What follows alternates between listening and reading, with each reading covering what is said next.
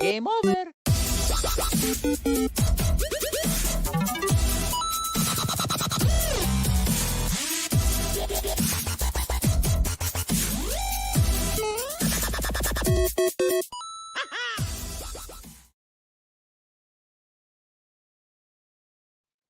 And you know what's up? It's Friday night. Welcome back to the show. You're here on the Average Boys Podcast. It's your boy Crispy, and I am here again with my co-host back from the dead, Brian D. What is up, my dude? How are we doing? Yo, Chris, what's going on, bro? I'm happy to be back, man. How was your week, Miss you, dude? man. I miss you. It was good. Last week we got a good conversation. I had Michael Betancourt on the show. Shout out to Mike. He pulled in and was like, "Yo, man, I can help you with the show a little bit." Pulled a normal 3-hour show with me, and we talked some stuff. We talked some crazy stuff, but yeah, man, I do miss you. I do miss you, my bro. It was a good week, and yeah, I'm ready to talk, man. We have a lot of shit we're gonna talk about today, man. We do have a lot to talk about, but I do want to just cut out this space right now to say thank you to Mike for coming on and doing an excellent job. I told you off camera that I watched the show like 2 or 3 times just because I'm a fucking maniac and I just watch it and just try to fucking like perfect shit. And that was an amazing show. So thank you, Mike, for filling in. I had some other endeavors to get to, but yo, I'm back. Talk some nerd shit today with you guys, and ready to interact with the chat. And we got George and Rob. Hold on, we got George and Rob in there. Rob, I want to say what's up. From the both of us here at the Average Boys Podcast, I want to say that Rob, we love you. Keep your head up. Yeah, man, keep it going, man. Absolutely. We gotta keep on trucking. That's just what it is, man. What it is. We got this far and we're going to keep on going. We got, of course, we're going to do just a full on 100% jump right into it a little bit later. Full fucking spoilers. We're fucking killing it. What's up, Triggs in the comments? Triggs. Look at our dude in My the God. comment, dude, fucking hanging. It's good. We're going to talk 100% straight up spoilers. We gave everybody a week. Brian even took that day to go chill, but we finally everybody caught up. Even Mike saw it. He told me he saw the movie and he loved it. And we're gonna get right into that a little bit later. We're gonna be talking, of course. We had the finale for Miss Marvel, Kamala Khan. It finally dropped. We're gonna be talking about that too, and some rumors. And I wouldn't. It's hard to say if you can say if there's spoilers, but there have been some major leaks when it came to some stuff that's going to be coming up. They're talking like the Ant-Man not spoilers, but major leaks for Ant-Man, major leaks for Black Panther 2, man, which I'm kind of excited to talk about. A little nervous to talk about too, because I mean, Black Panther, that story is, it's near and dear to all our hearts, with the passing of Chadwick Boseman. There's a huge torch that they have to pull and big shoes they got to fill, but we understand the show must go on and they must figure out a way. And from what it sounds like, they sound like they got an idea, but it's a little weird. It's a little bit awkward. And then, man, dude, but those spoilers for Black Panther 2 are crazy, though, man. Crazy. You heard them, right? Of course, I heard them. Yeah. God damn. But you know what? I tell people all the time. There's a lot of this shit that happens, where actual shit gets leaked out. And when it does, Kevin Feige sees how big it gets on the internet, and then says, "Hey, you know what, guys? We got to do reshoots. We got to do reshoots. Yeah, change that shit right now." We have to remember that there have been several movies that they stopped and redid edits and shit like that, like 4 weeks before a movie came out in theaters. Yeah. So it's not nothing new. They could do a Black Panther 2. M'Baku comes out. They give him the Black Panther flower in one of them. And in the next one, he just becomes a white ape and, fucking does some crazy shit instead. Like, it can go a million times different. So, yeah, man, don't I wouldn't say put the nail in the coffin with any of these. But yeah, man. So Brian, how'd your week go, man? How'd that thing that you did do last week? Oh, it went amazing. It was a birthday party Mhm. for one of my friends' family. It was it was a bunch of just Puerto Rican people just running around getting drunk, and I was the bartender. Yeah. It was a good time, and you know what, and they were family, so I was able to enjoy myself as well as work. So it didn't feel much of a like a job. It felt more just me just getting people drinks, and it was fun. It was a lot of fun, actually. Good shit, man. Yeah, Well, it's good to hear that you got to unwind. It's good to hear that you got to kick it. We ain't drinking much tonight because we're playing good cop, bad cop. we Good are, cop. we are, Alrighty. we are. So let's go ahead and get into the first talks of the conversation. Wait. Time out, time out, time out. There's no way we're gonna talk about my week and not talk about your week. I mean, listen, anyone that's listening, anyone that's watching, Chris, Chris is actually executing this like escape room thing beautifully, and I would not be a friend if I just let him bypass this. Chris, I need you to show the people what you showed me off camera and how you're going about this. I know, listen, I know it's not ready yet. I know it's not ready, and maybe I might be pulling the trigger a little bit early, but I want you to show the people what you showed me. Well, Please, as a friend. it's pretty wild. I've been able to acquire some interesting things. Like I have the will and testament of the last Look at that shit. Look at that. thing of Bruce Look at the Wayne that he detail. leaves. Thomas Wayne leaves to Bruce Wayne his will and testament, leaving all his possessions, Fuck yeah. documentaries, documentations, and stuff. And I also have here Arkham Asylum criminally insane patient records that I'm going to be filling out. Yo, if I had the opportunity to show you, you know what? Give me a minute. Let me go get one real quick, and I'll come Take right your back. time. Hold on. I'm so sorry, Brian. Guys, no, don't worry about it. Chris, take your time. So listen, it's very rare that I get a chance to talk to the comments solo. Listen, we're gonna be getting into Miss Marvel's season finale in a minute here, but I want to know on a scale of 1 to 10, where do you guys grade that episode? Before we get to it, I want to check the temperature to know what you guys feel about that finale for Miss Marvel. If you're here right here on the show, I'm going to give you a sneak peek to some of to two props, at least two props on how this is going down. One, we got a Gotham City certificate of adoption. Jesus, look at Which you. Of course, it's not filled out yet. It will be filled out. But Okay. This is, of course, going to be Dick Grayson's adoption papers certification from when Bruce adopted him. Don't give him everything. I just said give him a sneak peek, bro. Don't give him everything, man. No. The sneak peek comes here because the props get better. The props always get better. The props are just going to get better. Oh, that's one of my favorite fucking that's one of my favorite posters ever. So that's going to give you an idea on the time frame, because I'm putting all the different timelines of the Batman and the Joker, the Riddler, Two-Face. All of them are going to be an amalgamation of the Adam West to the Robert Pattinson Batman. So all of them are going to be a part of this story in some way. Okay. So there's so let's say you look at the patient record for the characters. I was going to try to grab them, but I didn't get one in time. I didn't want to take too much time. It's going to be like the Riddler one is a picture of the Adam West Riddler. One of his like the actor's profile pictures, like dressed as the Riddler and doing like a pose, like high quality for his patient press out, which you get to read through and stuff like that, which will have like a really cool like breakdown of the history of what the Riddler's done throughout history. That Riddler specifically, his laugh as the Riddler is so iconic. Awesome, it's so iconic. I mean, just even the penguin that I'll never forget that. I'll never forget that. So that Adam West show was pretty fucking good, by the way. I love that show, man. So what's really cool is, of course, like I've been going and getting all this stuff done by myself. So like this poster, like I found as a small JPEG, and I went and blew it up to poster size so that we can have it when the people go through the safe and they break into the next set, they can get into the when the Penguin was running for mayor, or when for Batman Returns. From Batman Returns, yeah. Yeah. So there's that. There's pictures from that timeline. There's pictures of like George Clooney and Christopher O'Donnell like standing next to each other to show like, hey, that's Bruce and Dick Grayson. You know, what do they have to deal with this?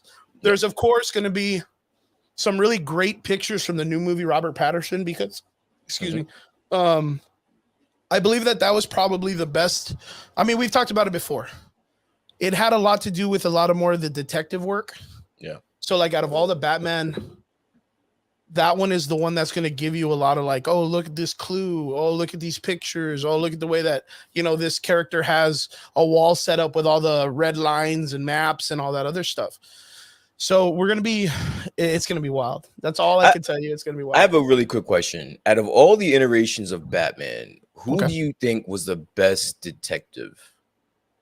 The best detective?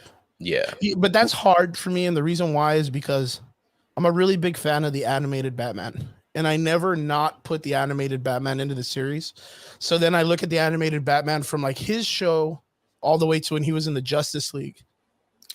You know what I mean? That's a really little bit hard. unfair. All right. So let me rephrase that. Excluding because the animated Batman is like A1 as far as I'm concerned, right? Excluding that. I'm gonna say the 80s Batman.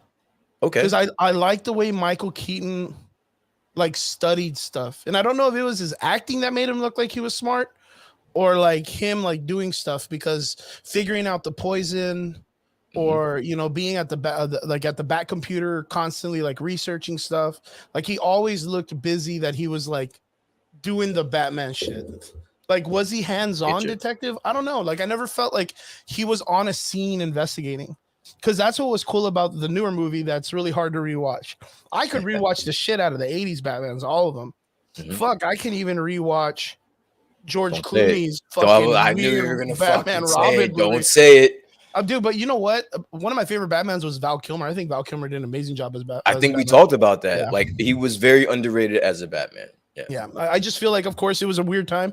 I think that doing this research that I've been doing, it's been really funny because, like, I didn't know Tommy Lee Jones hated the shit out of Jim Carrey.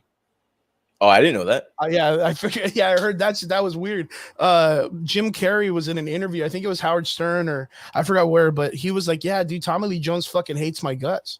He hates my guts." And I was like, "Man, that's super not nice." Jim Carrey seems like, I mean, at that time, you know, in Living Color, you know, during that time when he was like more comedian prominent, he probably seemed like one of the funniest dudes to be around.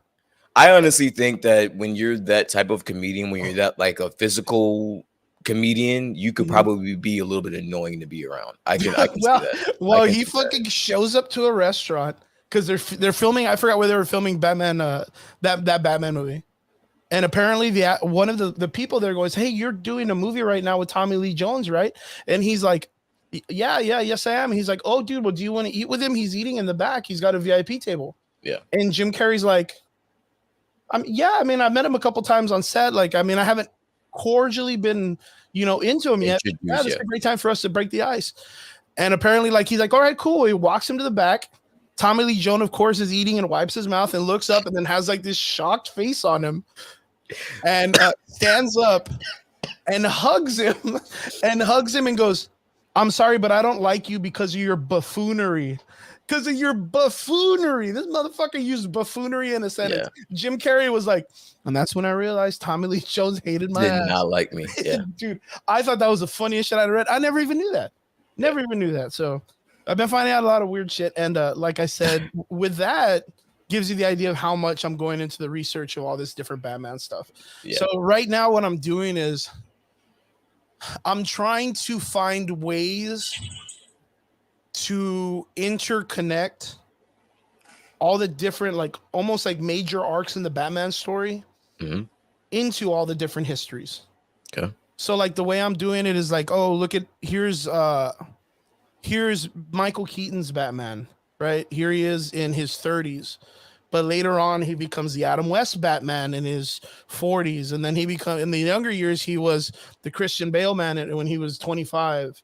And then, you know, Robert Pattinson when he was in his early 20s in Batman Year One. So I'm trying to find ways to process this way so that it evenly shows that every Batman on all the different Batmans, all the different stories are somewhat all connected. They're all somewhat the same dude, just in different time frames. So, yeah, I it's like it. been one I like hell it. of a roller coaster, one hell of a wild ride. Really fun stuff, really fun stuff. But I feel like I should have it done in about 2 weeks. Man, I spent like Okay. $170 on pictures and posters. You'll make it back. You'll make Yeah, it back. I'm gonna make You'll that make shit it back back. so You'll be fast. okay. You'll be Yeah, all right. it's gonna be good. But other than that, went to work. I don't know if you guys saw that I at my job I got the opportunity to graphically design a truck and I saw put that. all that stuff on a truck, and I thought that was rad as shit. I mean, putting it on was a fucking motherfucker though. It was hard as fuck, but being able to put it on a shirt, or put on a shirt, put it on a, it's because Razak and the thing was like, well, it's just a shirt, it's it's vinyl, regular shirt. But thanks for asking, man. Oh, it's All Might, dude. What are you talking about? Who's on my shirt? It's All Might, My Hero Academia. So, my dude, All It's your Might. crush. It's your fucking Yeah, crush. my man crush all the time, Man dude. Look at this crush. dude right here. This is right here next to my desk. Dude, have you had the opportunity to check out a little bit of My Hero Academia? So, all right. So here's the thing, right? I haven't, just to answer you, I have not. But not this weekend, but the following weekend, I am going to just create space so that I can start it and get on top of it so that I'm all caught up at some point in the future. Okay, so just make sure you check, because I know they're going to be coming back, because right now they're on a break in the That's why. animation, but I don't Yeah. know if they're back on if they're back yet. So I Okay. don't know if you want to wait a little bit longer to catch up and then jump into that new season, or if you want to catch up first and then wait for the season to come out. So, but highly recommended, man. Highly recommended. Absolutely. Like And I said, wait, you have something going on Sunday too, right? That you should probably McAllen Convention Center, we have PokeFest, which is, I believe this is their 6th year doing it. Margaret and Michael Betancourt, who was here last week, is one of the main dudes, and Margaret's the other one. And so they have other partners, of course, too, and they have a lot of sponsors. But me and my best friend Christella are going to be guests, making some costumes for it. Christella's going to show up in one of her like amazing cosplays that she hasn't been able to wear in a long time, because she only does them for PokeFest.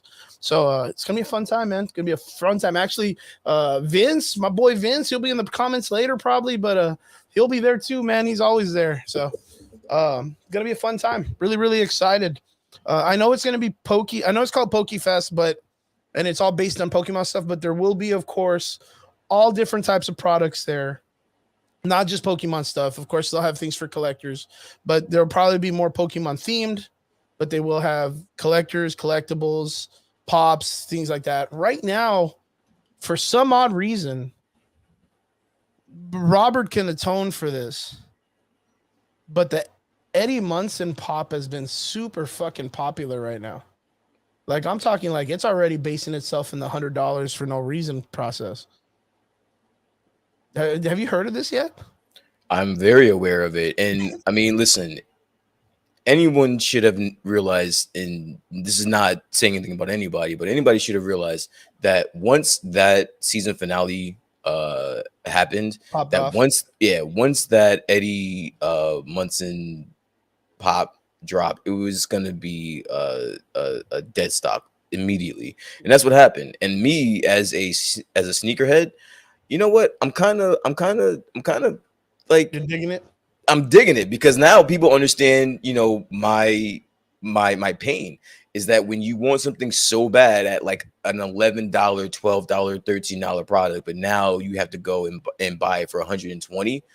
Bro, I mean, it's a reseller's market. It is what it is. So, you know, how bad do you want it? Do you want it? And you're gonna have to pay. Like I was talking to Rob, because I know Rob has been looking around for it. Yeah. I saw his post. Yeah, he was looking around for it, and I feel bad, because I kind of do feel bad, because like you should be able to get a Stranger Things season 3 fucking Funko Pop, but Yeah, especially dude, right now. yeah, I mean, Especially right now, since it's so fresh off gonna the be market, hard. the company should be making them. Yeah. That reminds me. Speaking about Stranger Things, I talked to our boy Rick Diaz. You spoke to him? Yeah, I spoke to him. I messaged him last week, congratulated him on such an amazing fucking show finale. Yeah. Told him that the show was top of the chain, best thing on the market, broke the internet kind of stuff. And I was like, hey man, when would you be available? He says right now he's on a project, but in 6 weeks he's down to come on the show. That would be So awesome. in about 6 weeks, we're gonna have Rick Diaz, who is the cinematographer for episode 9 of Stranger Things, the Eddie Munson fucking episode. So I am excited to have him on, and I'm excited to see what he's got for other projects and stuff that are coming up too. I mean, You know what? I just realized, and I think we should start getting into, you know, some of these topics. But before we do, I didn't actually get a chance to talk to you about that episode. I remember that when the last time I was on, I saw it, but you hadn't seen it at that point. What did you think of that episode, sir? You know what? Marvel writers can learn some shit from these guys. Oh shit. Okay. Yeah, they really can. I think the guys from Stranger Things, like, yeah, we've talked about it before, where like the third season was a little weak. You know, it was a slow start off and stuff like that. But the way they wrote the Eddie character and even the Chrissy romance character, yeah, like that is like a Shakespearean way of writing a love story, where it was so traumatic that that is by far the most edgiest hype version on how to do the hero's journey. Like Eddie Munson's story was a hero's journey. That is like the blueprint on how to make a story about a superhero, where he's just a normal person, but something tragic happens, and you could see the turmoil in him that then changes him later into something that he then realizes that whatever he's fighting for is bigger than himself. And the thing is I've guarantee you've heard it, because it's the biggest thing being talked about in the world for like the last 2 weeks. Is there's a big theory about them talking about how Eddie's going to come back and Vecna's going to use him as like a general vampire or something, because there's a character in Dungeons and Dragons that does the same thing. That they're like, oh man, they're going to bring him back. No, that was Billy's character. Okay. Like the thing is if they do that to Eddie's character, that shits on the entire romantic aspect of his story. It'll break his story. Yeah, it'll lose all. So. Yeah, it does. It really does. I know it doesn't seem like it because he's such a hype character. Yeah. But it loses the complete factor. If he comes back as like Egon's ghost at the end of Ghostbusters, like when Dustin's fighting and he puts his hand on his shoulder, then tears, bro, for days. But if they bring him back, make him a villain and put him in like 8 episodes, that literally shits all over the entire season he was created for. I don't believe so. If he listen, if he comes back and he's still, even though he's like an undead type of character, but he comes back still as Eddie with the wit and like the humor, it's gonna be they're gonna knock out the park. Is that what locked you in? Yeah, they're gonna knock out the park, bro. Yeah, they're gonna knock it out the park, bro.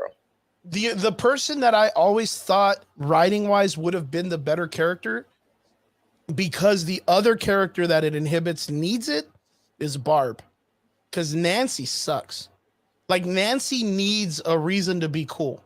But Barb was just a means to an end. Like she was just a reason for Nancy to go through her journey and whatever. Yeah, and whatever season 2 or 3, whichever one that was. But that's all that was. But so you see, even in this season, like Nancy, all she did was like she was the audience. I don't like the way. Yeah, I don't like the way she was written. I think that she was annoying. I think that she was and again, I think I said it 2 weeks ago. I'm over that whole like love triangle thing. Like that shit's over. I'm over that shit. But yeah. But straight up, I really think Barb, if they would have bought Barb as the image that Vecna forces into Nancy's life, Barb as a character, I always felt deserved some type of comeback, because she didn't die because Nancy was running out of fear. Like if Eddie became a hero because he saw Chrissy die in the front of him, like right in his eyes, and he had nothing to do, and he's usually the scaredy cat runner guy. Yeah. Nancy was just getting some dick. Like, and she left her friend out in the pool by herself like a bitch. Like she wingmanned her really bad. Like enough to that she was killed in one of like the most horrible ways possible. Like she had no way of saving herself. And I always was like, dude, Barb, she deserves a way to come back. Like, I don't know why. It's such a weird way to say it, but like she would be a really great antithesis to Nancy as a character. Because I don't know if you noticed, but like Nancy turned into that Sigourney Weaver character at the end of it. You look at her, the way she's just dressed, like Sigourney Weaver, curly hair, big green jacket, real alien-esque. She little shotgun. But see, I think the only thing that I was disappointed in that last season was Nancy. It's because like she really didn't do anything, and there was no reason. There should have been no reason why Vecna was after her. Like he was after her, but there was no payoff to Vecna being. I thought there was better storytelling for her partner, the little nerdy kid that got fucked up. Yeah, I thought he got a better story than Nancy. Yeah, and still got to learn how to be athletic. He could dodge those fucking flying bottles of alcohol. And then there's no. Who walks towards a shotgun? God damn, you have special powers. Listen. Everything that we're saying, I still extremely enjoyed. That finale. That whole season was good. Yeah, dude. That was a good season. Yeah, it's the Stranger Things finale. Yo, I was so blown away by it being 2.5 hours long. Yeah. I was all about that shit. I was like, I've been watching this in seasons. Episode 8 and episode 9, they went by fast for me. I don't know about you. So normal. I love it. But like, it didn't seem like we were watching it for like 4 hours. Like, it didn't seem that way. Yo. To me, it was so fun. The way the show is written and the way it's produced and shit, I could watch that shit all day. What did you think of the Eddie scene, the Metallica scene? What did you think of it? Was it everything that you dreamed it would be? Every scene in that shot, I guarantee. Remember how I said it was great? It was fucking. When we talked to Rick the last time and we told him like, man, I saw that scene in the trailer. I can't wait for that scene because it just looks so cool. Like it paid the fuck off. And I said that exactly what Rob said. Rob says in the comments, I loved it because each person had a part of their storytelling coming together at once. And with that song as like the fucking theme, Master of Puppets, that was amazing. Controls the puppets. Yeah, dude, that was amazing. It was perfect. And I said Rick did a great job just in that scene specifically. With the shots that he was doing with Eddie, it was chef's kiss, dude. Like that was.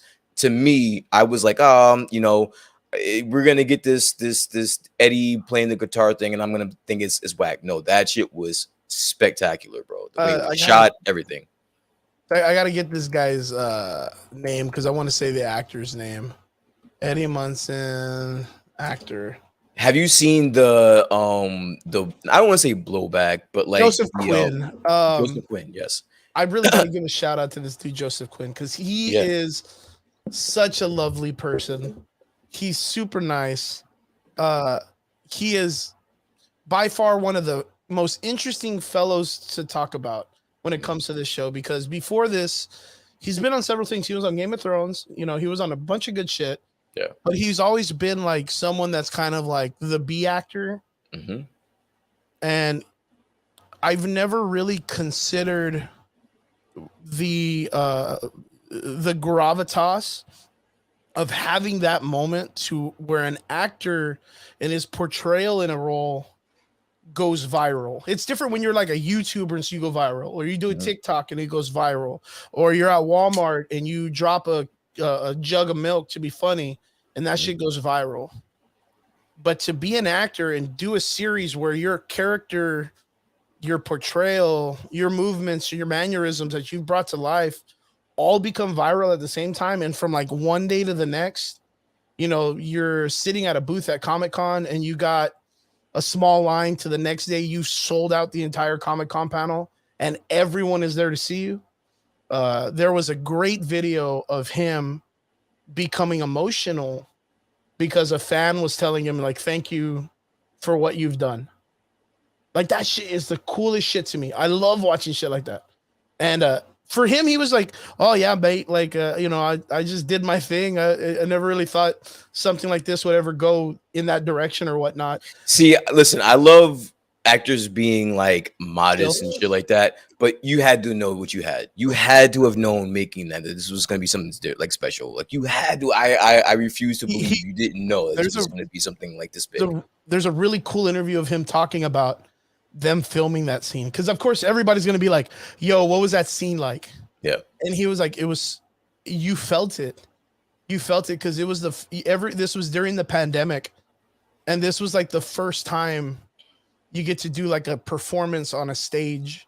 He's like, because I'm standing on the bus by myself and everyone else is around me, and I have this guitar, and I don't know if you know, but he does play guitar, but I don't think he played the entire song as is.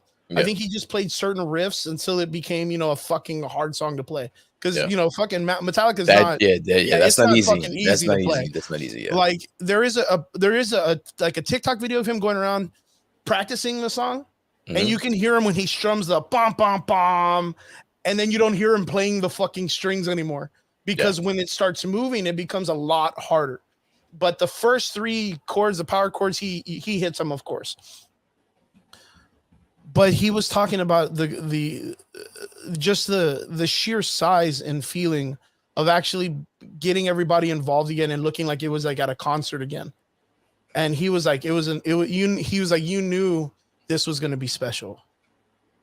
But shit, man, the color schemes, the color of the upside down, the fucking lightning in the back, like everything in that fucking scene was literally a wallpaper on a computer, on a Windows computer.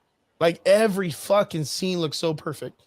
And it's so poetic to see people drawing him in the old like Megadeth style posters. Like, you know what I mean? Of him like with his hands up in the air and all muscular and like with the lightning in the back and all that weird old 80s heavy metal art style because it's so perfect. I'm just waiting for one to be him with his guitar up in the air, but the Army of Darkness poster with Chrissy holding onto his leg. Like, yeah, that's my only me. I'll draw that bitch right now if I need to, but that's the one I'm waiting for right there. I know someone will eventually draw it. Yo, I was wanting to ask you, have you seen some of this like blowback from some of like the old school Metallica fans and how they're kind of pissed that now all of a sudden Metallica is getting all this praise and things, and they're like, you know how it is when you feel I'm a as part though of the like cinematic and Star Wars, man. Of course I know what this is like. It's the same shit everywhere. Exactly. And Metallica, running to the aid or running to the defense of like the new fans and shit like that, and saying like Metallica's really nice for everybody. That shit was fucking great. It's great to see someone, or a band stick up for new. So what when you got into Metallica, like, and so what you got into it just because you saw this well, I mean, look at the way it was for the chick for Running Uphill or whatever. Same thing. Nobody's trying to fucking be like, well, where were you guys in the 80s or whatever? Yo, that chick made like $1,300,000 just on the Spotify I think it was alone. more. I think it was more than that, and I think Metallica is making more than that too. I think there might be in like the 3 million range. Fucking Metallica, just from that one episode. I'll tell those guys they got that song defending the old school. Fuck those guys, dude. Because fucking Lars went out and tried to fuck Napster over. Yo, dude, you know what the funny part is? About Metallica. You want to know what the funny part is that song, Master of Puppets, was never a charting song on Billboard. No. It was good, but it wasn't like until it came out a couple weeks ago on Netflix. Now it's #1 on the Billboard. Yeah, who would have thought 20 years later it starts topping the charts because of its fucking crazy. Yeah, man. Crazy. I mean, and those guys that are defending the music or whatever, I'll tell you like the way it is with comic books. What the fuck was Metallica doing right now, anyways? Not a goddamn thing. Yeah, you should be grateful that the band that you love so much that you feel needs to be recognized. Exactly. Is getting recognition for a younger generation so they will know what good music is. If that is your call on that situation, that's the same thing. I love comic books. And then making a movie like Jane Foster, it was fun. It was cool. But I can at least say, hey, man, you know what? But if you want my opinion, go read the story because it's a lot more entertaining. It gives me that opportunity to let someone know, like, hey, dude, you now know how big this story is because of this franchise making this shit happen right now. Yeah. I think it's cool, man. I mean, if the guys that are complaining that Metallica is too cool and you're a poser to do it, fuck them. They're the neckbeards, man. They're the ones that sit in their mom's basements and they ain't doing shit anyways, man. They write code. They tell people use crystals to make their energy feel better. Or, I don't know. They're fucking weird people, man. Love music, dude. Like Metallica is a great band. There's a bunch of other bands during that time too that are just as good. But like straight up Metallica, their music deserves to be out there. Absolutely. Like their music, it can be used in many different platforms. Of course, I'll tell people the music changed when James Hetfield started going to rehab for his alcohol and drug addiction. That's when like Saint Anger came out, and Saint Anger got more like less. It was less watered down compared to their older stuff. Yeah. And of course, I believe I want to say the bassist left. I can't remember who it was, or died or something like that. But yeah, man, it's all right. You guys out there that hate all the new guys that are coming in and listening to Metallica, it's okay, man.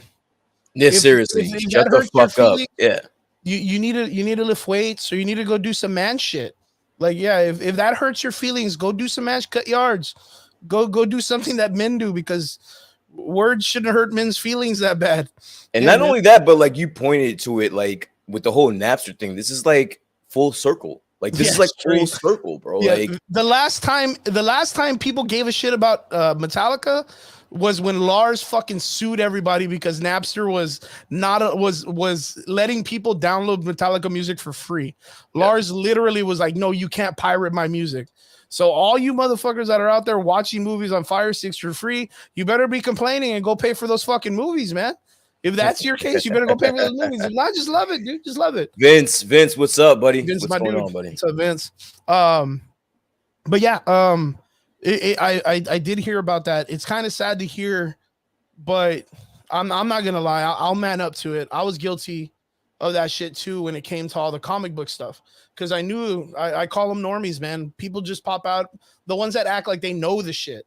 Yeah, you know what I mean. They act like they know the shit, and that's the stuff that kind of makes me mad, because you want to make sure that the proper idea of what it is that's happening is going across, which is of course like what we'll talk about when it gets to like Thor and Kamala Khan and stuff like that, where I just really have this weird vibe that these guys, I just have this really awkward way of putting into fruition how I think the writers of nowadays are ruining the stuff from old days. But we're going to get into that, of course. We're going to talk about it in a little bit. For now, let's jump into straight up nerd news. So we have San Diego Comic-Con, the biggest thing in Comic Cons, coming next week. Right now, if you jump on YouTube right now and you read comics, on the very top of your list, it's probably going to show you premieres of all the days that are going to be coming up. They're going to be just lined up. Day 1 at San Diego, day 2, day 3, and it's premiering by certain times. It's letting you know it's coming. They're events, because YouTube will do like a big thing. Of course, like everybody else, I'm excited, of course, for our comic book world stuff. Marvel's going to have a panel in Hal H. I believe DC's going to have a panel. I don't know where. Probably in the parking lot, because they ain't shit. They need to fix their shit, man. Fuck. Okay. You probably haven't, and I don't know how many people in the comments have had, but if anybody out there, have you had the opportunity to catch up with the Umbrella Academy, the new season? I don't know if you have. I have not. No. Yeah, I was going to say, I don't even think you really caught on to the Umbrella when it first came out, right? Yeah. No. So it has previously known Ellen Page, who is now Elliot Page, right? We know about the transgender change of the person. They are now going by Elliot Page, which is the person who played Juno. Yeah. So that person has made full transition. In this season, they make it's a very nonchalant way that they were like, the characters just comes in and says, "Oh, well, I don't go by that name anymore. I'm Victor." And everyone's like, "Okay, cool. We can do that." Like, there's no real like change in it, which is very good writing in the sense of how Gerard Way would write a story. But I feel like from there's this weird forceful push to make the Victor character more aggressive, because that's what they believe a man would do. And it changes like a whole vibe of how the character acted in the first 2 seasons. Mm-hmm. Now, the reason why I bring this up is because Umbrella Academy, I think it's a great show. The TV show, it's good, it's fun, it's great writing. The first episode, there is a damn, you would fucking love this scene, dude. I'm not even kidding, Brian. So they have right when it starts up, they're in a whole new universe, the original team, and there is a whole new set of people living in their house who are all super powered people, because it's the Umbrella Academy and the Sparrow Academy. That's who's in the season. And every time a season happens, at the very end, the Umbrella Academy causes a world-ending event, and then some way they find a way to jump into a new multiverse. Okay. Yeah, and then again, some shit happens the moment they get there, and some shit's gonna pop off, and they have to figure it out. And at the end, that universe gets destroyed. So now they've jumped into a third. It's called the Oblivion, Hotel Oblivious, or some Hotel Oblivion. And when they got there, their selves in that universe died already at birth, and the other children that were born at the same time are now alive, who are called the Sparrow Academy. And at the very first episode, they're like, yo, what's up? So yeah, the Umbrella Academy incursions. That's what it sounds like. Yeah, pretty much. But the incursions is solved the best way. They're like, yo, we're going to solve this like the way we should. And boom, they start some fucking music and they do a dance off, dude. So the two strongest guys start dancing, and then the rest of the team start dancing. It's so fucking funny, dude. And I was like, this is what I needed through all the debauchery of The Boys, then going back to Marvel and watching the weird fucking awkward humor that Marvel's doing, then to like Kamala Khan's teenage drama and dealing with boys, to see a bunch of fucking superhero people just doing a dance off because they're brothers and sisters. That shit was refreshingly funny. It was, and then of course it breaks into almost like a Loki-esque style of filming, the way they did the show. It's very like the Loki series, like the way they film it. So it's like a lot of the scenes are very reminiscent to like the way the supermarket scene is shot, where there's a lot of like dark tones in the colors, and I don't know. It's a fun show. It's a fun show, but you know, one of these days, I hope you get the opportunity to see it. And of course, everybody in the comments, if you've seen it, let us know what you guys think of the Umbrella Academy. Give us a nice little rating. It's pretty cool.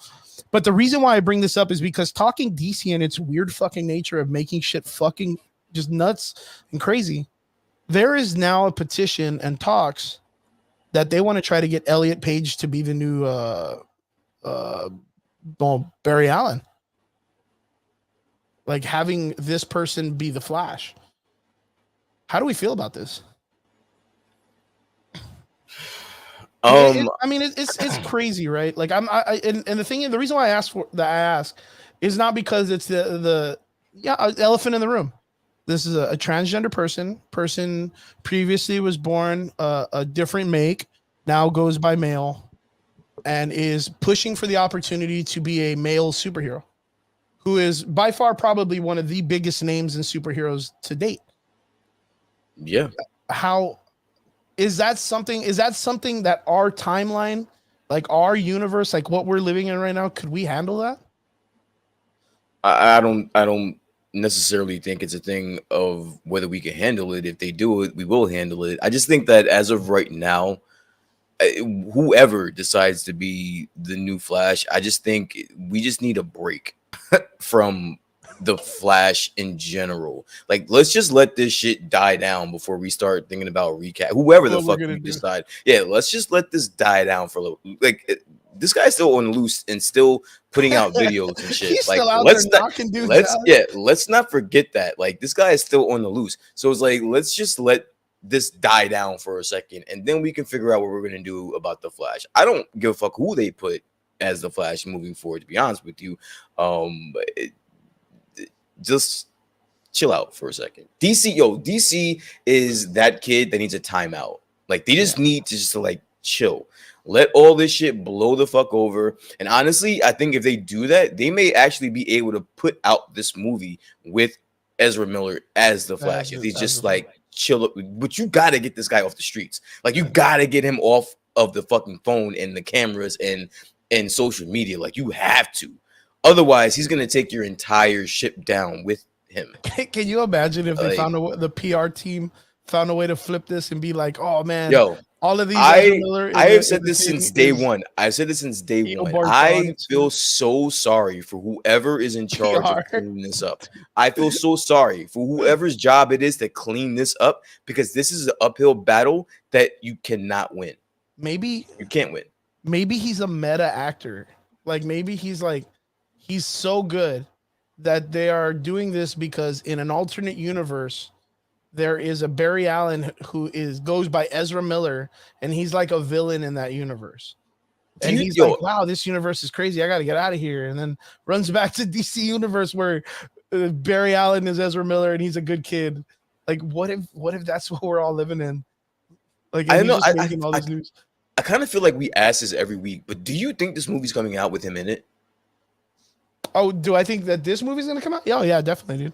Yeah, DC's they're not gonna fuck around. They're gonna be like, yeah, dude, we're gonna release this shit. Dude, we fucking released the Snyder cut. Like, why wouldn't we release the Ezra Miller cut? Like, you know what I mean? Like, fuck, at least it ain't 4 hours. Goddamn, dude. You thought we were embarrassed? Nah, that's just coming out, bro. We just gonna let it die down for a little bit. He's like, that's just coming. He's like, Snyder, dude, he had 4 hours of unedited. He had 5.5 hours of edited shit. Like, we were cool about it. That was a whole ass movie. Fucking, they were like, yo, we already knew Amber Heard took a shit on that dude's bed, and we still put her in the fucking movie. Like, dude, they did not fuck around, dude. Yo, we knew like 10 months. We knew like 10 months ago she was shitting in this guy's bed, all over the place, man. We knew she was beating the shit out of Johnny Depp. We were going with that story, man. Shit, we told her to fucking use that meta shit and just beat him up to make her tougher for the movies. Oh man, dude, I don't know. $200 million was the budget for the Flash movie. 200. Yo, this movie's coming out.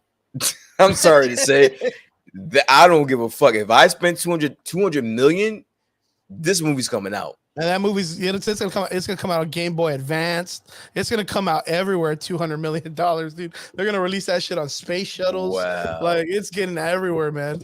That's probably what drove Ezra Miller mad. Is he probably got paid like a fuckload of money and was like, yo, I could retire this early in life and just not give a shit anymore.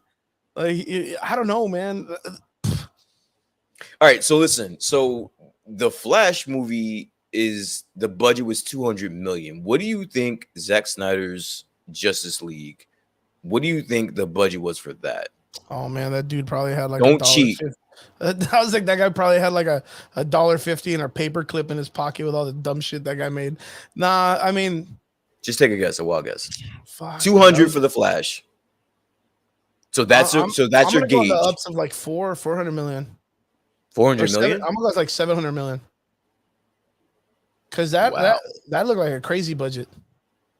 I mean, if you really, really break it down with all the crazy shit that they put in that movie, that was a lot. Even the one scene of the Flash breaking the fucking Speed Force, that CG to create a scene like that probably costs a fuckload.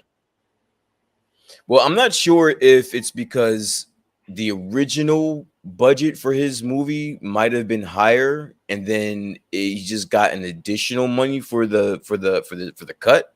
Mm-hmm.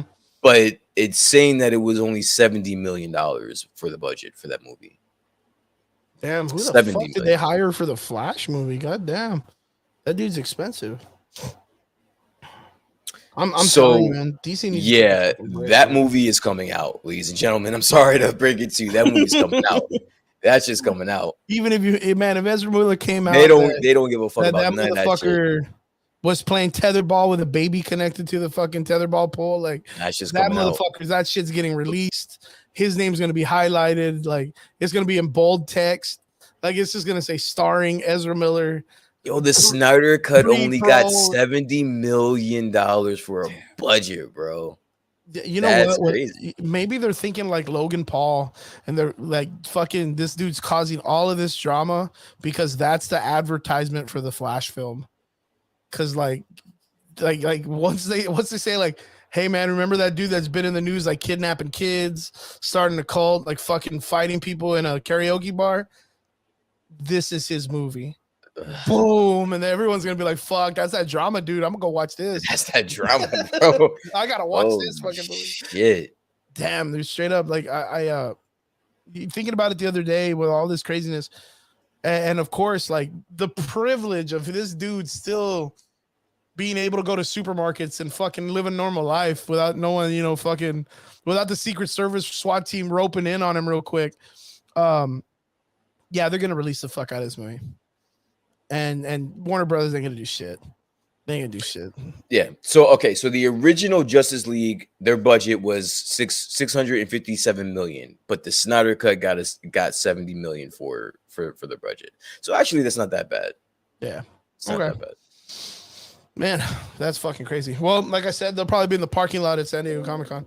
Man, hey, maybe you don't know what. I mean, Ezra Miller may just show up and start popping off, slapping people and fighting people. Just at San Diego Comic Con, they just give everybody a fucking mouthpiece at the entrance of the door and fucking boxing gloves, and they're like, "Hey, come get popped by Ezra Miller." Maybe that's what he's gonna do. He's gonna show up Come at San get Diego popped by Comic Con. Ezra Miller. Yeah, dude, you get to pay for it. $10. He'll punch you in the mouth or whatever. That'll be his autograph booth or whatever. I don't know, man. I do not fucking know. But straight up, like we were saying, Marvel has Hall H coming out, and there's a lot of stuff. A lot of stuff. I think so far from what I've heard, of course, there was a huge leak for Black Panther 2, which I do want to talk about. There was, of course, a discussion of a 4-part series streaming service of course, Trash Planet Hulk. It's going to be called Playground Hulk, and he's going to be an Inhuman. And he's going to get his powers from his shorts. So salty over this, by the way. Such a hater, mad. though. I am so mad at Marvel right now. Like everything that they've managed to put out in the last like 3 weeks has been utter. We're going to talk about it. We're going to break all that shit down. We're definitely going to break it down. But if there's one thing that I'm actually excited for, is Ant-Man 3 now, or Ant-Man 3, yeah, Quantumania. Now, why is that? Explain that to me. Why? So, first thing is, a couple of weeks ago, I heard that they are hiring staffers from films that have only been big battle series films. I'm talking like fucking Lord of the Rings big, The Hobbit, like just big, like people that are used to doing like big scale scenes. And I'm not talking about big scale because they're driving through a city or something. I'm talking like they're creating villages and there's like giant wars happening, like Game of Thrones and fucking dragons flying in kind of shit. Yeah. Now, of course, the reason why that sounds exciting is because we know that it's going to be based in Chronopolis, right? Which is the quantum realm or whatever, the quantum realm city that's there. But apparently Kang the Conqueror is going to play a nice lengthy role in that one. And I'm not talking about just a wham bam Loki sitting at a desk, jump up on the table, come down and talk a little bit. I'm talking like he's supposed to play like an important role. So the idea of them having like an army is very reminiscent to his comic book lines when he was Rama Tut and he was like in charge of armies and he was being the king and controlling armies to conquer, because he wants to take over the timeline. Because in a multiverse, being infinitely strong in a multiverse is important. But as we could tell, the timeline, if you can control the timeline, you can control reality. Let me ask you a question. Shoot. And I honestly, anyone that's listening, I kind of want your opinion on this as well. Who was the most significant villain in the MCU, excluding Thanos and Hela? Oh man, that's hard. That's a really hard question, man, because you know how Marvel handles their villains.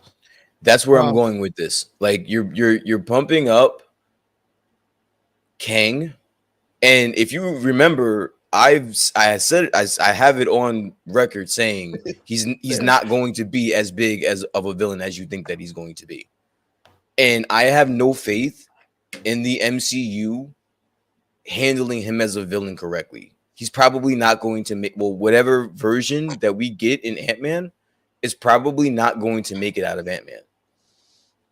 And we're gonna get more of a gore type of situation with Kang the Conqueror. And that's what I read. I read not to spoil anything, but from what I've read is that you're gonna get like a gore type of villain from Kang the Conqueror in Ant-Man.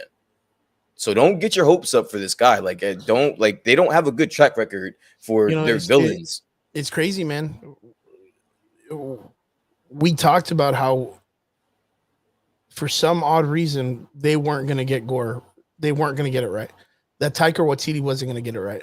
But honestly, after watching the movie, what I did get from gore was great. Yeah, it was fun. Whatever it was cool. Great to me personally. Yeah, it was cool. No, yeah, I understand what you mean, but that wasn't like a gore. Like that wasn't. It's not the gore from the comic books. I get it. But what they created, like, it's very weird the way I said it.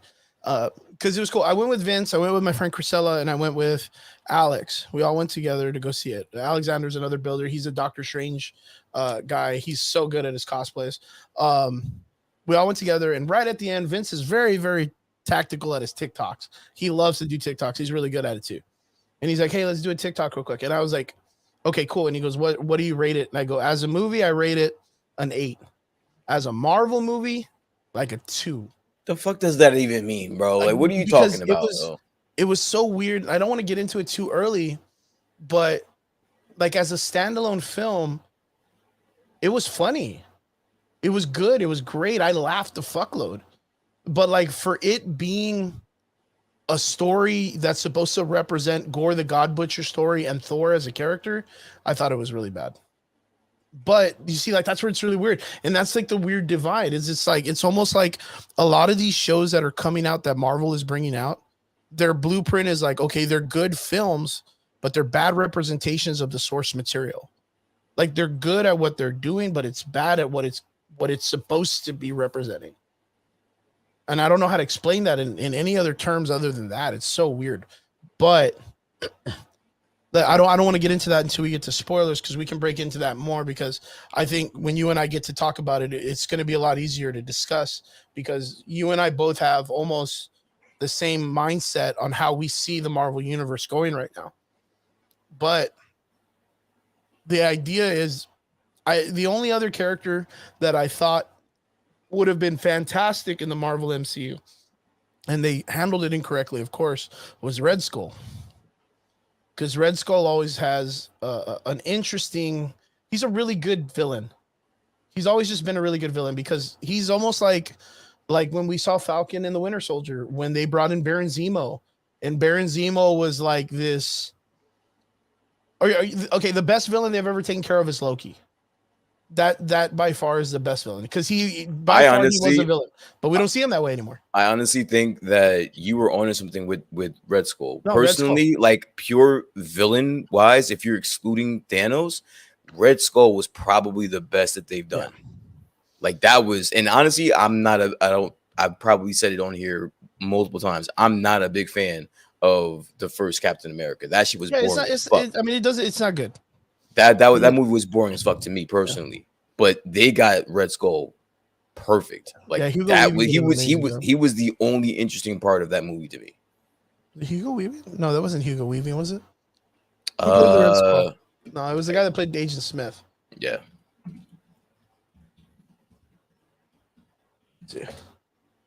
Yeah, no, Hugo Weaving. Oh wow, shit! I can't remember. I can't believe I forgot. I remembered his name. Yeah, Hugo Weaving did an amazing job. I mean, but lo and behold, as soon as he was done, he was like, "Cool, I'm out. Bye, guys." Like he didn't want to come back. So they ended up choosing this other guy who is a voice. Well, he does a lot of voices, but he's one of the guys from The Walking Dead. He's Jesus in Walking Dead, bro. Yeah. No, not Jesus. Is it not Jesus? Son. No, it's the son. Oh, that's right. Yeah, sorry. It's the mayor chick's son from Alexandria. Right. My bad. Yeah, cool. And I mean, he did a good job in Endgame. Ross Marquardt or some shit like that. Yeah, I know you're talking about. Yeah, he was down here at a convention a while back, so it was pretty good. You haven't missed much, Jeremy, but welcome to the show, man. I actually invited Jeremy to talk because he did not like Thor either. So I wanted to, you know what? I do want to have. That's why I wanted to invite Mike because Mike hit me up and was like, "Yo, I love that movie," and I was like, "Mike, you're fucking nuts, dude." But I mean, Mike, he's got great talking points too. And you know what was even cooler is that on the show here, I asked him what did he feel the future was, and he said straight up, "This is why I know this man knows this shit." He goes, "Oh, I could see like an A-Force coming up." And then, of course, like since we've seen the movie, we all saw that Eternity was brought to life as this character, Love, who no one has said this yet. And I keep telling people because they're not listening. That's going to be Singularity from Air Force. You got up to Secret Wars and Battle World and stuff. And in one of those stories, they had the A-Force team where it had its own part in Battle World and a character that came in that was a female that looked just like Infinity that could teleport and do all this shit, but her name is Singularity. And I think that's Singularity because they're going to make an Air Force movie. Air Force, not Air Force. Man. 1 second, Chris. I just want to make a detour really quick to Rob's comment. No, Rob, I didn't get the hammer because honestly, they were all sold out. I got to see the movie actually today as it is. So I didn't execute on, you know, getting the hammer and then laughing at you for not getting it, like the Batman helmet and shit like that. So you got one up on me, buddy. You got it. You got it, man. I got a fucking Thor. You got it from McDonald's. Yeah, how about that for $1.99? You get a Happy Meal for it? You got a Happy Meal and shit? It's got a little, the Happy Meal toy. I bought that for $1.99. How about that on lunch break too, man? Funny. Oh yeah. So going back, so we got the Hulk. Ant-Man. So they're talking about how Kang's going to be a really, really big player in this, and I am excited about that because, of course, Phase 4 has been somewhat subpar with the explanation of what direction they're going in. Because I'm not. That's what I'm saying. Like by now, we should know where they're going. We should know. I mean, we should know.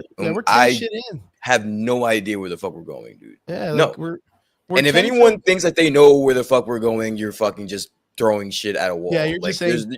There's no fucking way you know. Kang, that's all you're saying. Yeah. Everybody's just saying Kang with like 5 minutes of screen time. Yeah, it's so weird, man. We're like 10 films in, and I'm still confused. And the first fucking start of this phase was Black Widow, like a really weird Black Widow film. Like I have no idea what this shit's going on. What else am I excited for? Well, the Kang. Okay, so we're supposed to, and this is the cool fucking part. So, like I said, last week was hearing that they're bringing in all these like set working staff members for film that have done huge battle style films. Huge battle style films. So we can assume that there's going to be some large scale battle scene that's supposed to go down. The other thing is, what's the name of the actor that's playing Kang? Jonathan Majors. Jonathan Majors. So during their panel, Jonathan Majors is supposed to send in a video of him giving them a teaser of the film in some way. And there's two theories of what he's going to do. Okay. One, he's going to send a video of him in makeup and like as character, like just like dressed up, like, hey, this is what I look like. And or that there's a theory that he's going to do like like what Loki did, what the guy Tom Hiddleston did when he dressed up as Loki.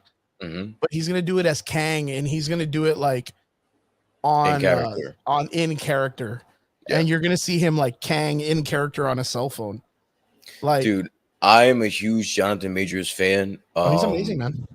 Honestly, I could not tell you how many times I've watched The Harder They Fall on Netflix.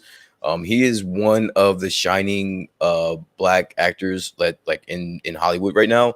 He is going to knock this out of the fucking park, bro. Like I cannot wait. And that's why I am so confused as to why they're not using him more right now. Like they're not putting him in there. They're not placing him in parts. Like by now you had a little glimpse of Thanos, like just sprinkled in little sub-credit scenes But you know what? I'm fine with that. Like what we got at the finale of Loki, I'm fine with that. Like that was good. That was great. And if you just give me that, it was great. It was such a surprise, just like the end credit scene for Miss Marvel, man.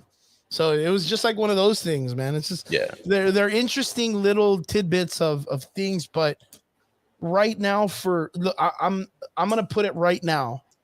I'm gonna bet I'll make someone a t-shirt if I get this wrong. You're making me a fucking t-shirt. I'm gonna make you a t-shirt. They have to start now because the character of Kang is so fucking confusing that they're going to lose a lot of people in the end of this story. If you have Kang versus Kang versus Kang, people are going to be like, I don't even know what the fuck's going on anymore. Because that's the problem with this character. But do you think him versus his future self versus his younger self? But if they start now, I don't think that's going to have any effect on whether or not you're going to be confused at that point. If you're going to be confused, you're going to be confused, period. Like, I don't think. But that's like, you have to soften this somehow. Like, you have to. I guess. Even right now, what makes it crazy is there's a really good comic book of Kang going on right now. And it is still by far one of the most confusing motherfucking stories I've ever read in my whole life. Like, he is. I feel bad for the dude that has to write a Kang story. Because one moment it's literally like this. Young Kang is met by future Kang, and he is told, I'm going to train you to be me because I don't want you to make the same mistakes I did. Yeah.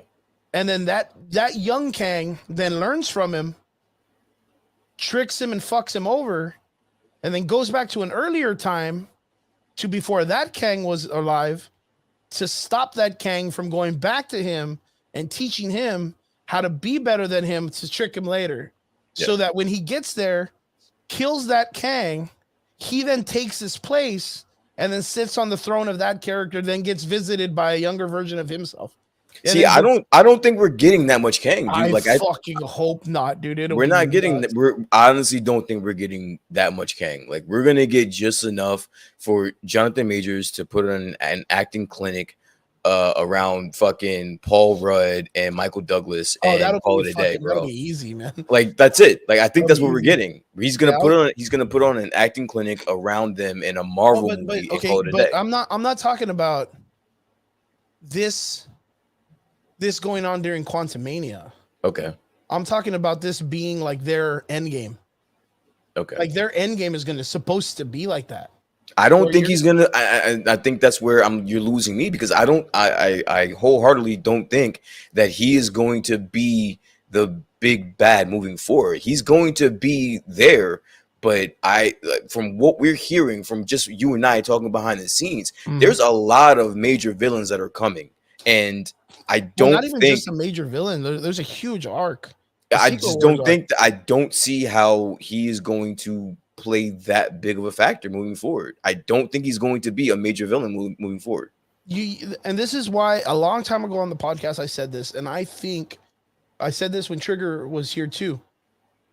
I think that the Kang character is going to end up being an antithesis or a replacement for what Marvel used the Beyonder for in the Secret Wars show. Okay. In the original one, which is like, he's the ultimate power because he's from the future and he knows how everything works. He knows how to give you everything that you want, but he's going to put them all together and be like, well, you know what? There's nothing in this world that excites me because I've already figured it all out. Yeah. So I got a better idea. We're going to do a Lord of the Flies. I'm going to put you all on an island. You guys fight it all out. And if you win, I come from the 31st century and you're from the 21st century. I'll give you something from the 23rd century. That'll make you stronger than everyone on your planet. Bet later. And that's what I think he does. He just teleports them all and puts them on a little island, lets them all fuck each other up. Fortnite, Marvel style. I hope so. I mean, that makes more sense to me. That makes more sense to me if you get it to where, like, behind the scenes, all those Kangs fight and one of them wins. And it's one from the comic books, the one that looks like comic book accurate or whatever. Yeah. And then from there, it's like, oh, fuck, this guy's evil. Like, what do we do? iPhone 23. Yeah, he's going to give him the iPhone 23. He's going to give him that PlayStation from the commercial that goes in your eyeball, dude. Yo, dude, I think I said it on the show. I said, if you do exactly what you just said, I'm a happy camper. Yeah, that sounds fucking like a good story. I'm a happy camper, yo. Yo, and that's because you can find around and fuck out, and Marvel can be like, hey, you know what? You know what'd be really cool? Let's bring Wesley Snipes in as Blade and put him in Secret Wars, because why the fuck not?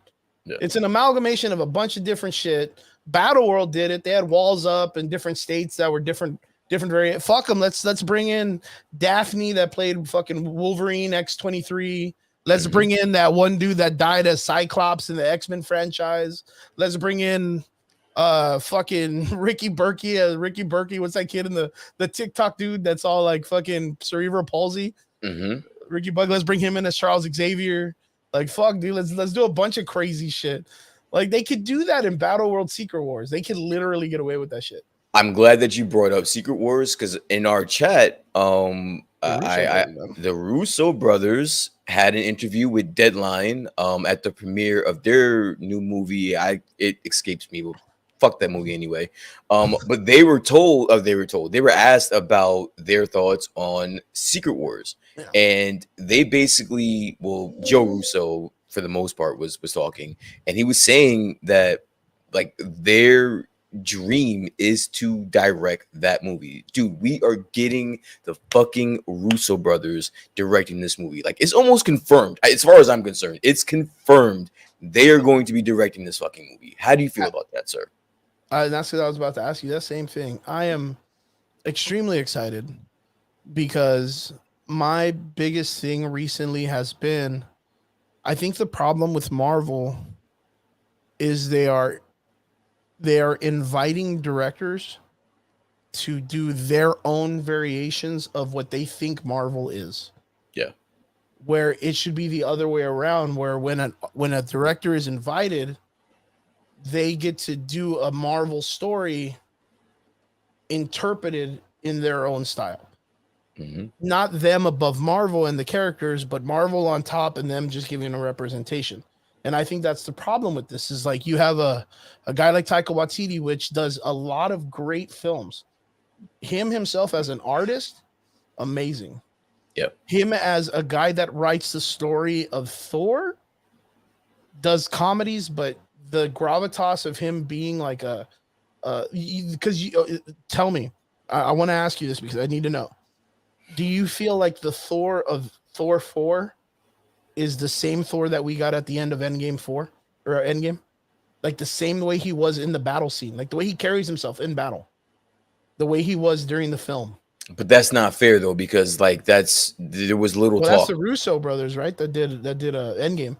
If you ask me if the Thor from Endgame is the Endgame. same throughout and not just a particular cut or a particular scene from Endgame, yeah, you're probably right. But the Thor that we got the entire Endgame, that's the exact same Thor we got in this movie. It's the exact same guy. I didn't feel it. I feel that at the ending of Endgame, you had this more Dude, mature he character. was playing Fortnite on the phone talking to new master 64 or whatever. He's the Yes, same fucking Thor, yo. That's the Thor we got in this movie. before he went through the the lobbing of Thanos's head. Or no, that was after. Yeah, it was after. But it was after the turmoil, Oh, that was after the whole Infinity. Yeah, entire. whatever. Yeah, Yeah, it no, was after the that was Endgame. turmoil That was a game. factor. Yeah. Yeah. Literally, like it was after all that stuff. And at the end of the story, when he gives like all the majesty to Valkyrie and all that stuff, he's kind of like, hey, you know what? Like, I think I need to go find myself. Like, I need to find myself. I'm gonna leave this to you. You're gonna do good. And that was it. Dude was depressed, eating his feelings. You can't tell me that wasn't like we got that Thor in fucking Endgame. Like Yeah, that but was the Taika, like that Thor. And this is all credit to the Russo brothers. They took the Thor from Ragnarok and Ragnarok. put him in their movie, like incorporated. So when you asked me that question, I think Yeah, that was the exact same but fucking Thor. but at the ending of the scene, like at the very end, when it becomes the battle scene, and then after that, He's a powerhouse, yeah, dude. So of he's course more he's like, mature. and that's the one thing I love about this Thor that we have. And fuck that Thor from Thor 1 and Thor 2. The one that we have right now, no matter how goofy or funny or how much you want, he's a fucking powerhouse at the end of the day. Bar none. He's probably one of the strongest superheroes we have in the MCU. So it's like it's great to see them. Yeah, you can have all the laugh at him all you want, but when it's time to get shit done, he doesn't fuck around, dude. Like that's what I love about like Thor. To me, is my favorite MCU character right now. I prefer the way the Russo brothers handle him compared to the way that Taika Waititi's been handling him. That's the way I feel. I think it's the same. But I mean, I listen. I'm not gonna disagree with you on that. I can see your point on that. But dude, they and honestly, another interesting thing about that article, about that interview or that quick statement that they gave, they were quoted in that same like soundbite as saying that Secret Wars is going to be bigger than Endgame It has to and be. Infinity War. So what you're telling me is the directors of Infinity War and Endgame are saying that the movie that they as kids loved, or the storyline that they loved as kids, that they have been rumored to be directing, is going to be bigger than Endgame. That's got me excited, bro. Well, I mean, shit. You have to remember that fucking Endgame and Infinity War wasn't even a film; it was a cinematic part of history. Like it Absolutely. was, and they're saying it's going to be bigger than that. And honestly, it's great that they said that, but this is all smoke and mirrors at the end of the day. Like I heard, and this is just rumors. I don't know if this is true or not, but I kind of think it may have some legs to it. But I kind of heard that like Feige is consulting with them like once or twice a month on shit that he's doing, just He so that has to. when it's time to go to Secret Wars, they are in full control. Like they know where He everything has is, bro. to. He He has has to. been consulting with them since Endgame. Since Endgame, they have been consulting with the Russo brothers, bro. Like I don't know how you feel about it, but I think the Russo brothers, like those guys, anything they touch is gold. They got the Midas touch. Like they make some amazing films. Like when you go back, I don't know what they've done recently because I know that I don't know this new film that they've done. I didn't even know they had a film out. But Yeah, the one that they did, that's where this interview came from. Yeah. see, because I remember they had done an interview. Shit, I want to say right after Endgame or during Endgame, and they talked about doing Secret Wars, that being their hopeful next dream project. So they've been talking about it for a minute, like a hot Yeah. minute. But they also did that one with Chris Helmsworth, Mhm. which was the one where he was like a military guy. And do you remember that one or no?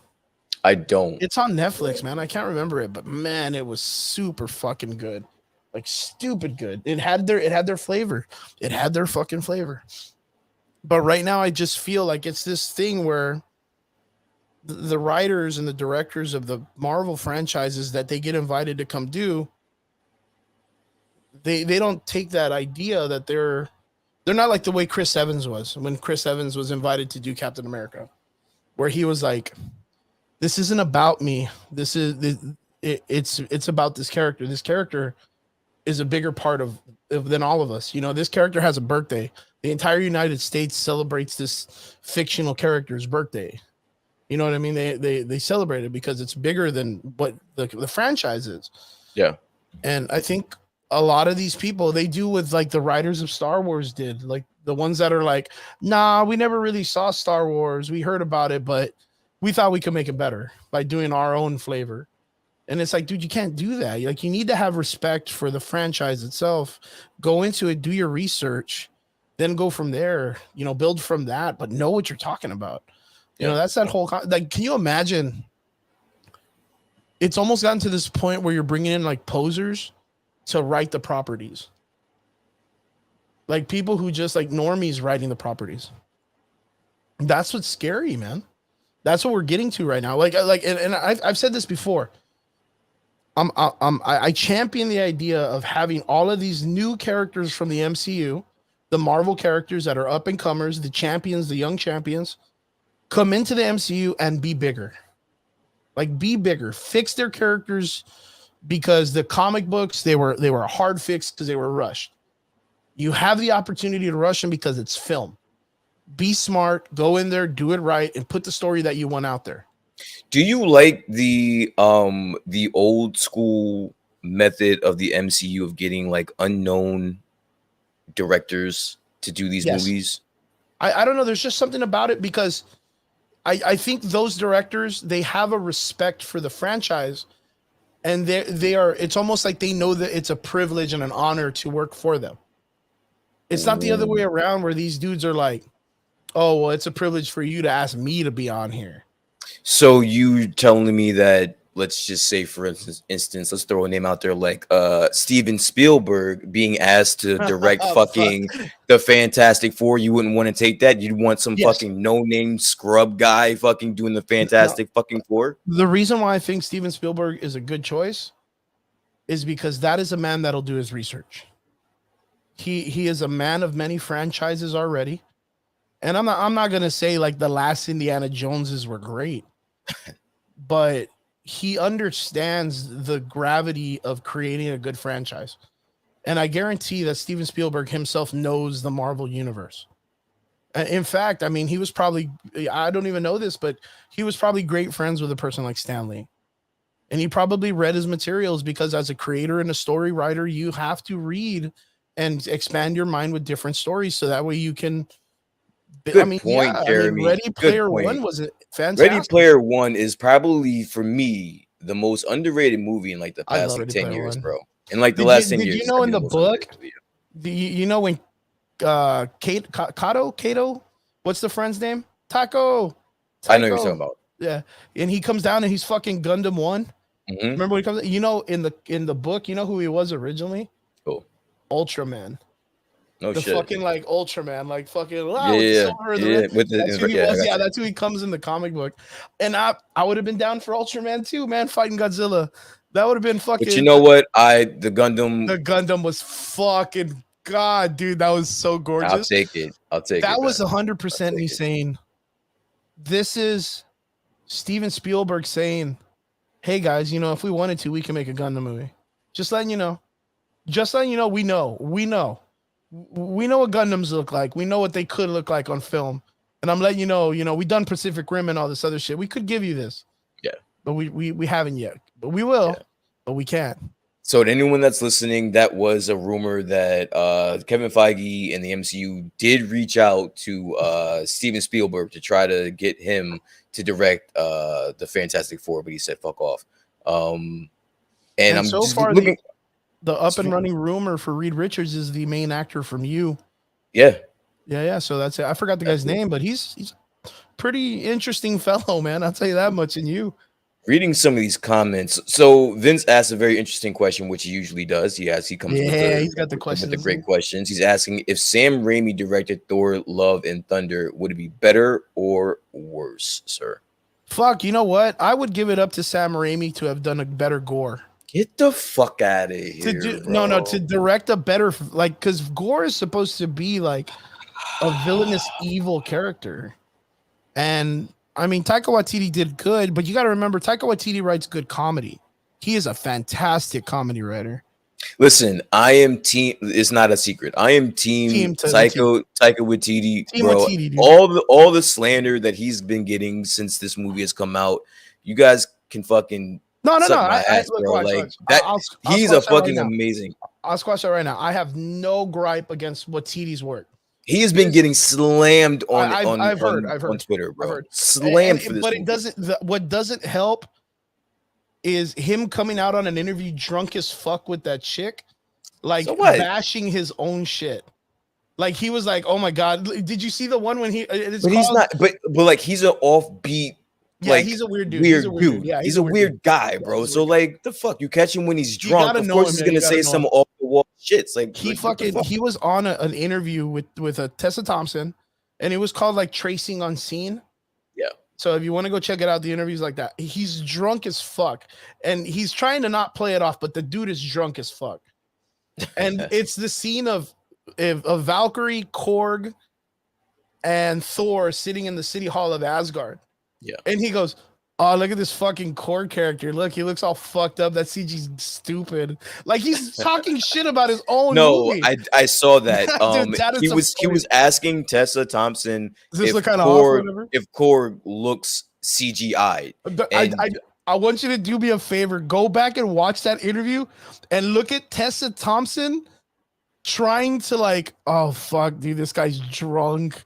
Like her face in like every scene is. No, I did see it. Oh, no, dude, I know what you're talking about. They were going over scenes, and right there you can tell that the editing on this was just like there was more to this story, because Tessa even said like there was some like dream sequence where she was like batting her eyes in and out of like a dream sequence that just was cut out of the movie. So that movie was just cut the shit. But I was gonna ask you another question, sir. That Waititi cut, man.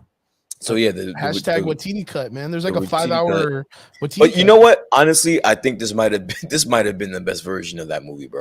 This one, big fever dream. This one might have been it, bro. Nah, but you know what? Like, no, before you love to see a 5-hour fucking film like this. Before you move on, and I think this movie was probably a clusterfuck, because of the pandemic and all that shit. Yeah. But I have a question to you. I think kind of touched on in the chat, but with all the backlash that Taika Waititi has been getting from the MCU film, it's not rumored. He is slated to dabble into a Star Wars movie in 2023. If you thought the fucking backlash was bad for this. How do you Nah, feel dude. about Taika Waititi jumping into the Star Wars pool, bro? I'm gonna tell you, for him to ask Natalie Portman if she wants to be a part of it. Oh yeah, I forgot about that. Fuck, dude. I am so excited for this mess, dude. I am Fucking so Padme. excited for this mess. Lo, straight up, Taika Waititi gets the news he wants to do Star Wars. He looks at Natalie Portman straight I in the mean, eye she and was goes, sitting right there, so he might like, bro, you want to be in my movie, dog? I basically started the shit. Like, she was like, I'm Darth Vader's mom. I'm fucking Darth Vader's wife and Luke and I Leia's literally mama. got my start as an actress from fucking Star Wars, bro. Damn, man. Shit. Actually, It's she was in The Professional, man. Leon the She Professional. was. That was like by I far probably apologize. one of She the was greatest. in a professional, No, yeah. but to get the notoriety that Actress, where like she to get to the is, adult. Star Wars. She had to break the child threshold into the actress of an adult actress. Which she Or did. not adult Which she actress, did. but you know what I mean. Which she did. But you know But what? fucking dude, I gotta take a step back though, man. That motherfucker looked her square in the eye and was like, "Hey, you know what? You'd probably be really good in Star Wars." I don't know. All right. If it is removed from the Star Wars what is it? Skywalker era. Yeah. That dude, like I'm. So that's what I was gonna say. There's no way they're going to give any type of major storyline to Taika. Yeah, they can't. Not to this dude. Not to this. You can't give Michael Jordan a bowling ball and tell him to be Michael Jordan. You got to do something. Piece, man. That's like that baseball part we talked. You got to give him. You got to give him a basketball in the court and let him do his thing. You got to give him a side mission. Like I wouldn't go as far as Vince as a Jar Jar fucking movie. But you gotta. But it's got to be something a little bit offbeat, something that doesn't really fuck with anything. I'll shoot it out there to my boy Fredward from RGV Titan Radio, man. We did our podcast one time where we had RJ Mitty on the show, Michael Betancourt, and all these other people, and he said a show about the Cantina Band, where they were like a big rock band in the universe, dude, and they had a fail and drug addiction. You know what? Actually, it that might work at the bar, dude. They all get back to. That's when they get right back together at the bar, and they're like, "Hey, man, it's good to see you. You know, we had some drama, but let's play this." Bum, bum, bum, bum, bum, bum, bum, and then fucking someone gets their fucking hand cut off, dude. Like, that honestly, that will work for me. When you originally said it, it didn't. But you know what? You're gonna have to give him something like that. You got to give him a side mission. You can't give him some silly in it, dude. Yeah, you can't give him some Skywalker shit. Like, yo, what if he's gonna get eaten alive, dude? He's gonna get eaten alive. It's just that the Star Wars franchises, like, I'm gonna say fuck, dude. Every fucking thing that comes out of Star Wars is such like a dramatic space opera kind of thing. Yeah, there is like zero comedy in that thing. Like the only thing that was ever comedy was like the Star Wars special or the weird like kids Star Wars movies of like the rabbit and the blonde haired girl. Yeah, I don't even know if you remember that shit. It was like some weird like side quests and shit. I think maybe like a Firefly kind of movie, like where you take like that Old Republic video game and you're like, oh hey, well here's a ragtag team like Guardians of the Galaxy, but they're in Star Wars. Mm-hmm. And the dude that's running the thing. Oh, you know what? Fuck it. Reva. Let's say we take Reva. She was a youngling, turned into a Inquisitor, quits the dark side, becomes a transporter / smuggler. She goes around and she just helps people, you know, get to certain destinations, but stops space pirates from stealing shit and doing good things. That's like the entire like thing of Firefly, the television show. Dude, we're throwing things out there, hoping for the best, right? Yeah, we're just throwing it into the abyss. This is going to be a shit show. Yeah, he was signed to do this movie, not only direct but write this movie as well. In 2020, and now the movie is supposed to be. It's not even written yet. They have not even finished the script yet. He's gonna write it in like 3 days, dude.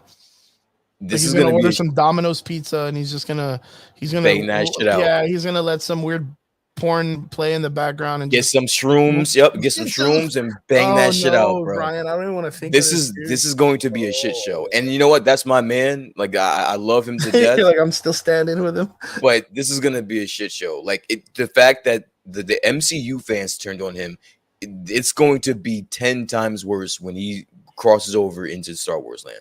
You know what's really crazy? I have to acknowledge this.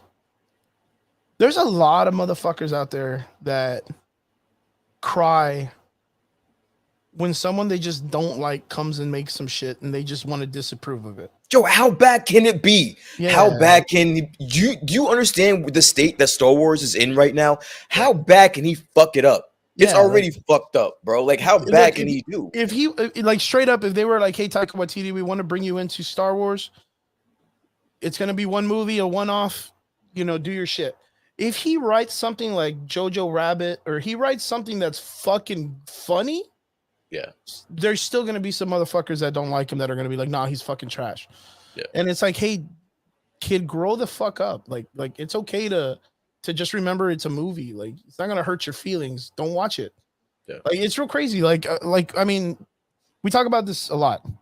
Like the angry nerd dude, the purists, and just a straight up shit. Like the guys that bring in like that political shit and just want to hate. Yeah. When like, you know, they have Miss Marvel and they have Thor: Love and Thunder. Miss Marvel was, you know, it was good. I thought it was fun. It was okay. It wasn't crazy. It wasn't bad. I mean, fucking Green Lantern was bad. Like the movie, that was a straight bad movie. Like, I actually liked the first like 30 minutes of that movie, by the way. I just like that he could do shit. Like, he could do green things. Like, I thought that was all right. Like, I watched it for, man, we all fucking liked the Fantastic Four movies when they first came out. Like, you know what I mean? And those were bad movies when you look at them now. I mean, fuck, I mean, Batman and Robin, the movie, when they're fighting Mr. Freeze is literally, I mean, all his villains are wearing roller skates. What are you talking about? Like, that movie belongs in the Smithsonian somewhere. Like, that belongs belongs in a museum or something like that. Mr. Freeze's villains literally all synchronize themselves to skate in on rollerblades, and they all have Arnold Schwarzenegger deserved an Academy Award for his performance as Mr. Freeze. My favorite part of that movie will never and always be that Mr. Freeze's escape plan was to go straight up in the air and come straight back down while being chased by Batman, who's sky surfing on a metal door that weighs 1,000 pounds in outer space. In outer space, yeah, he's going into orbit. He's surfing that shit, like into and he's orbit. getting air. He's getting motherfuckers. He's getting air, and we thought that shit was good. Like, who are we to say what's good in the 90s, bro? It was the 90s. It's the 90s. Yeah, man. It's just one of those things. Like, can't these guys just say, hey, you know what? Like, who would have ever thought we got a Miss Marvel movie? Yeah. You know, let it be. Just let it be. You don't have to hate on it so much. It's just weird, man. I see dudes that come out and they just hate. They just hate to hate. That's so fucking weird. So weird. But yeah, well, we were talking about going way back. We have Jonathan Majors is going to come out. Apparently, I'm excited for that. I want to see what they're going to do. I really do. Apparently, Ryan Reynolds is going to come out and they're going to release some information for Deadpool 3, which isn't going to be called Deadpool 3, but apparently there's some crazy ways that they're talking about Deadpool maybe hopefully making his entrance into the MCU. One of them, of course, was from Rob, which is Comics Explained, saying that from the original comic book, when Deadpool was being written, he goes into, there was this artist, this guy Chris something, that they used to send his comic books to, that they were all the characters that were going to get kicked out. Like, they weren't going to make them anymore, so they would all give them to this one artist guy. And when he got Deadpool walks into a mobile home in the comic book, and it's all the previous characters that this guy has written out of stories that they all like stay in the mobile home. And Deadpool's like, nah, bitches, I'm out. And he turns around and this guy's like, where are you going? And he's like, well, I'm going to go be famous or whatever. And he just jumps into like a puddle of water and boom, like he's famous. So like, there's like an idea that we may get like a Fox Deadpool 2 ending, and there's like a puddle of water and he's just like, all right, bitches, laters, and jumps in the water and lands in the MCU. In the MCU? Dude, and I'm for that shit. You know what I'm for? I'm 100% for it's all the ending of Doctor Strange 2 when all the Illuminati got fucked up and he walks in with like a bunch of coffees, like he got everybody coffee. That would be dope. That And would be dope. someone left like the sling ring of Doctor Strange, like to open some shit, or like the portal is still open. And he's like, oh, this is bad. Like he just needs to say one stupid thing. And him just like, yeah, that he snuck in through the Doctor Strange movie. I would be 100% for that. Me too. Dude, Deadpool is needed. He's definitely needed. And going back to the original topic was the San Diego Comic-Con, right? Yeah. That's what we were talking about. But also keep on your radar, we do have D23 coming in September as well. Oh, yeah, most definitely. And I heard that there's going to be a lot of wild shit, coming out in fucking D23. So keep that on your radar. They need it, man. They need it. I can't wait to see a Sora from Kingdom Hearts make his crossover into Kamala Khan. Mm-hmm. Yeah, fuck it. Yeah, why not? Why not, man? Fuck it. All right, let's get right back into the nitty gritty. On to the next subject and into the topic at hand. Let's check it. Miss Marvel season finale. So we finally got to the ending of Miss Marvel, Kamala Khan's story, Disney Plus streaming show. For me, it was, of course, I mean, I voiced my opinion at the very beginning. It was kind of a hard start. It's not about how you start, bro. It's all about how you finish. Yes. And I will vouch for that in the sense of saying the story was good. By episode 5, I really loved the dynamic between her mother, and her grandmother. I was sold on that. Like, I thought it was a fucking beautiful story. It was a great, I wouldn't say coming of age story, but just a good, like, mother-daughter show. Like, I feel like this is that show that if you had a daughter who was into comic books and the mom really didn't like it, this is the movie that kid needs to show her mother. Yeah. Like, this is that. It's perfect. It was a great show. We got to hear her finally saying biggin, which is everybody's excited for it. I'm just like, hooray, I guess. Like, I mean, it's cool, I guess. The powers all came out. We got to see her finally expand in a way that's very similar to herself in the comics. We got to see her come down with her double fisting attack and jumping and doing all her crazy shit with her big feet and all that other stuff. I mean, I wouldn't say it's a 10 out of 10 for me, but where do you place before you give me your rating? Where do you place above this? Hawkeye. For me, it's above Hawkeye, easily above Hawkeye. Like, it's you're gonna stop shitting. You're gonna stop shitting on Hawkeye. Okay. No. We're gonna do that right now. I would prefer to watch Hawkeye than anything DC puts out right now. So that's not too great, but no, I mean, Hawkeye's not bad. It's just that Hawkeye's a character like in Hawkeye is easily explained by the SNL skit that he was in. Well, you know what I'm talking about. And he knows it too. Jeremy Renner knows it too. He's like, Hawkeye's a fucking weird character. And he's like that in the comic books too. Like in the comic books, Avengers Disassembled. Mm-hmm. My greatest Hawkeye scene is Wanda's fucking taking out all the Avengers, but she's a part of the team. And they just got done doing, Vision exploded, had like a bomb in his head that Ultron left behind. And when it explodes, everyone's like, oh my God, this person's hurt real bad. And then all of a sudden a fucking Kree spaceship comes in and the Kree start invading. Like, just a bunch of random shit starts happening. And in the process, Hawkeye is shooting his arrows and he runs out of arrows and he goes for his arrows and he doesn't have one.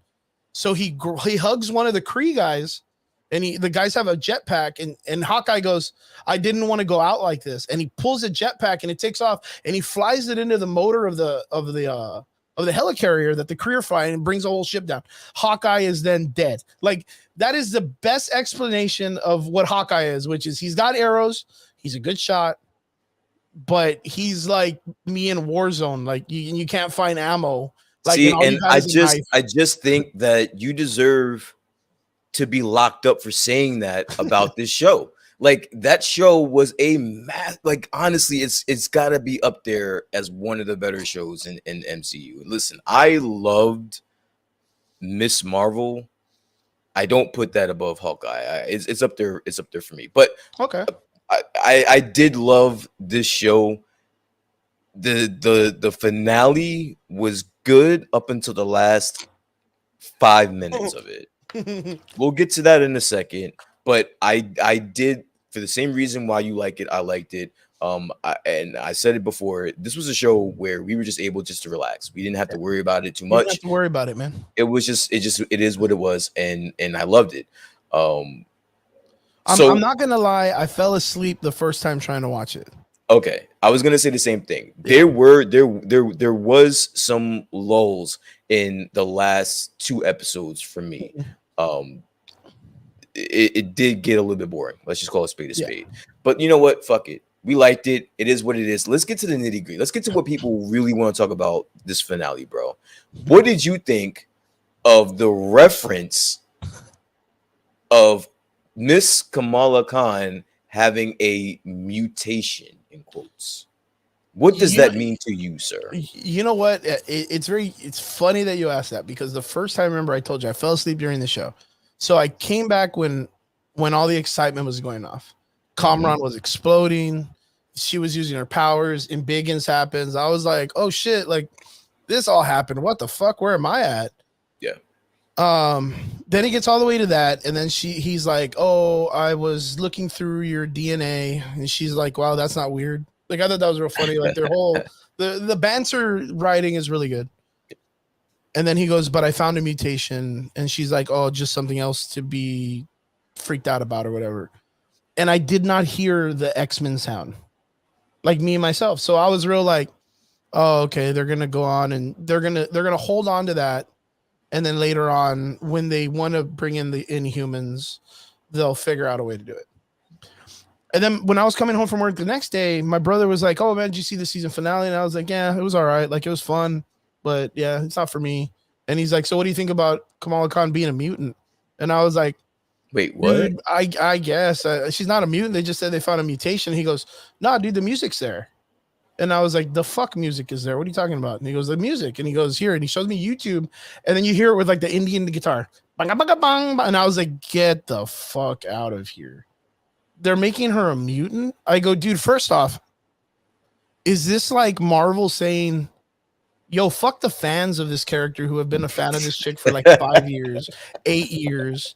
Like, fuck. I mean, they just killed Black Bolt in like the most dickest way possible. Like, literally. 2 things could have happened with that Black Bolt scene in WandaVision. One, you could have removed his mouth and blow a hole out of his ass. I don't know why his whole fucking head didn't explode, or why didn't all just blow out of his nose? It would have been funnier that way. Like, why did just one part of his head collapse? Or you do something that would be natural to the comic books, which is when something is about to happen to any of the royal family, Lockjaw, which is this badass 5 foot tall bulldog, shows up. Space dog. Dude, just a space bulldog, the cutest fucking dog ever, shows up, licks you, and disappears. Like, just doesn't even give you a fucking like reason, just disappears and takes you to where you need to go and just saves Black Bolt. That's what would have happened, because Black Bolt is written the same way Black Panther is, which is written the same way Namor is. All these kings are written in the sense of like, if there is something that puts them or their people in distress, danger, they are instantly out. They'll be like, fuck you, you're on your own. You're humans, deal with it yourself. Oh, a Wanda character, she's a human. Fuck you, you're human, deal with it yourself. Bye. And just leave them all there. That's what naturally should happen. But no, they fucked him over. So then everyone leaving that was like, oh man, we got Black Bolt, he got fucked. And everyone else in the world is like, yo, why would you introduce the Inhumans and Reed Richards this way? He's just stupid as fuck. And then you bring in Kamala Khan, and then you're like, oh, remember that shit where she was like an Inhuman and she like stretched? Nah, fuck that. We're gonna give her some cool bracelets, or a bracelet. And then remember that shit where she gets a cocoon and then comes out and looks like Miss Marvel? Nah, someone else is gonna look like Miss Marvel. She's just gonna stay in the cocoon the whole episode. Like, oh, remember? And then at the very end, they finally expand her. They make her long, and it's an interesting explanation that the bands create this prismatic thing that makes her look bigger, so they don't have to be like she stretches and shit. No, they don't have to do that. They've already fixed that. That's like, okay, cool. I can work with this. My brain can be like, hey, that's pretty interesting. That's a cool way to fix the character. But now you say, nah, fuck that. Let's just make her a whole ass mutant, which the fucking Inhumans go to war with the mutants later on in the goddamn series, anyways. Like, but fuck the Inhumans. And then to top it off, they made Kamala Khan, who is the flagship for the Inhumans in recent comic books, a mutant. And then they say they want to bring in Black Bolt and the Inhumans in the Marvel movie, which is coming out like in November. Why even fucking destroy this character and go through all of this trouble to make this character a whole new ass thing for no reason? Like, it's like I said, you might as well just call her Weapon X, dude, since she's the first mutant. Fuck it, just make her Wolverine, dude. Like, fuck it, why not? Like, they did everything else weird. Like, what I mean, there's nothing wrong with the writing of this show. It's why change the character's origin story completely to something utterly completely different when you have a whole ass franchise dedicated to her still in the comic books, where she's an Inhuman in the comic books. Like, how are they going to do that? Like, how are they going to fix the character in the comic books? Like that, they You finished? Yeah. Go. You go ahead. I'm confused. Yeah.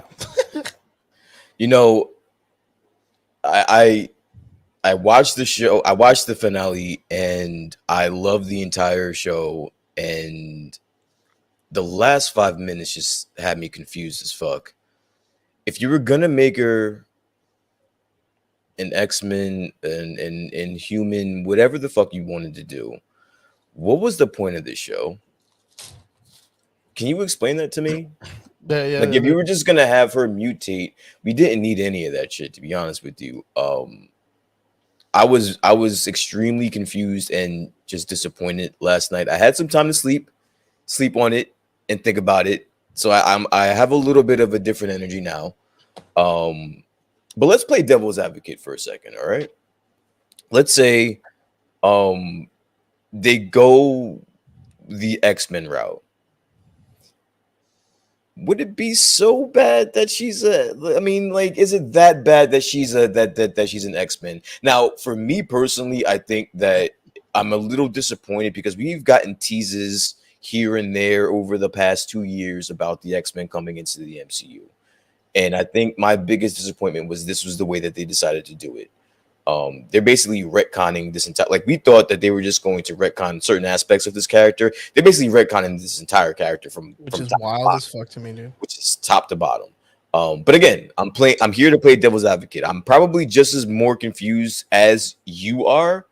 But let's just play devil's advocate and say, how do you think the MCU will deal with the X-Men if they go this route, starting with Kamala Khan as the first known mutant in the MCU? Do you think that do you have faith in the MCU to pull this off? Because honestly, between you and me and everyone that's listening, they're gonna have a lot of explaining to do to pull this off. Personally, it's right now, I don't have faith in the writers that are writing for Marvel right now.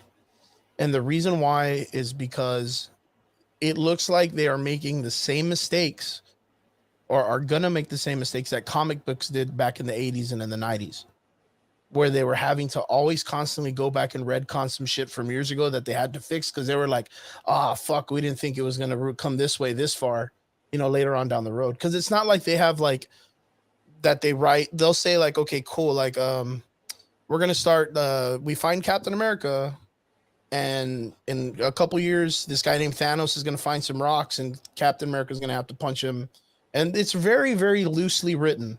So like all the shit in between, they may like kind of like bookmark things that they were like, this has to happen, Captain America's got to have a blue suit, he's gonna get it at this time. There's very little footnotes in that path line that they write, but all the details usually come while they're making the story. Like, they're able to adjust the story while they go. Yeah. And I really have this horrible feeling that a lot of these writers are thinking in the moment. And they're just like, yo, we need to do this right now because that's shock factor.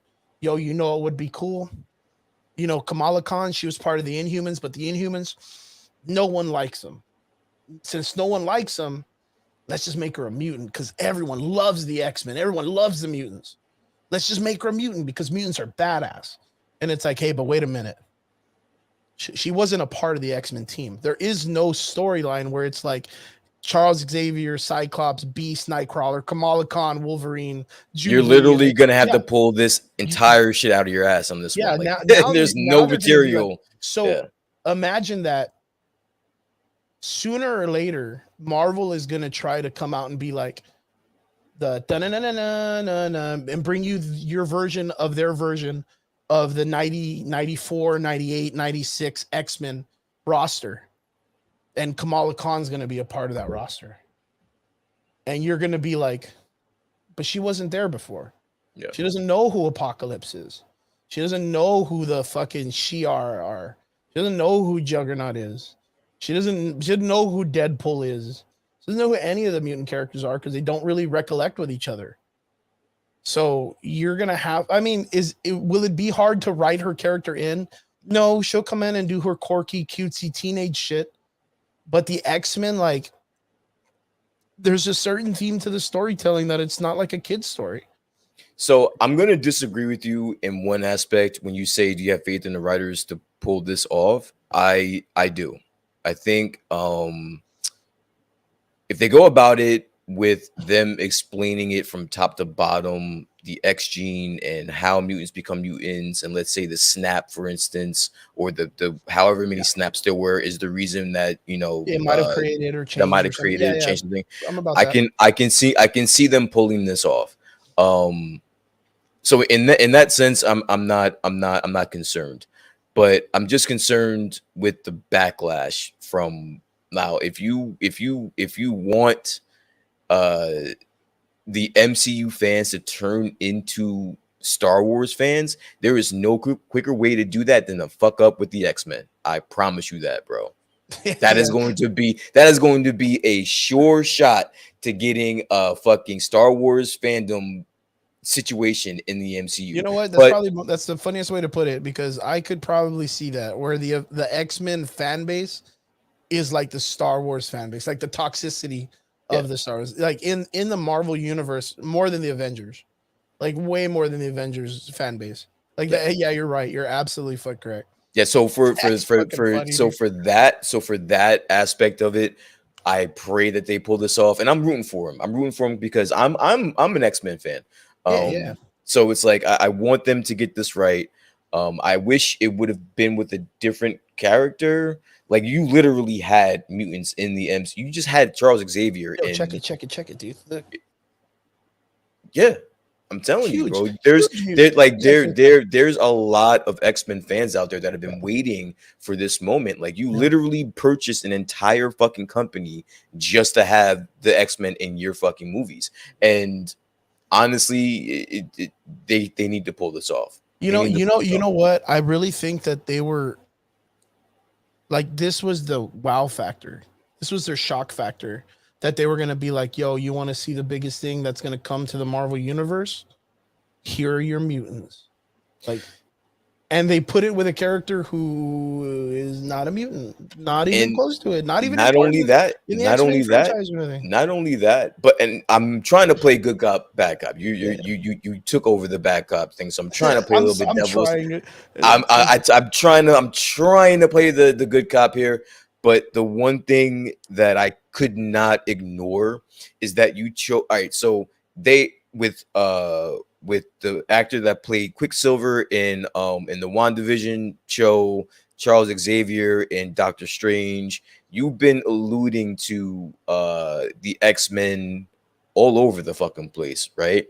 You chose to bring up the word mutation and have that theme music in the lowest rated show in MCU history. That's when you decided to bring that into the forefront. That has me fucking baffled. Mind blown. Yeah, man, it's fucking confusing. Mind blown. Like, if you didn't hear this, if you did not hear about this on Twitter, you didn't see this shit, bro. You didn't see it. Yeah, you didn't see it. And, like, and you would have no idea. That's because the entire excuse for them had been, oh well, it's not for you. Like you're not supposed to watch the show because it's not for you. Remember, everybody's been saying that. Like even when I'm in the very beginning, I was kind of like, I mean, it's cool, but this and that, and we would say, well, it's because it's not for us. It's not for us. It's not for our demographic.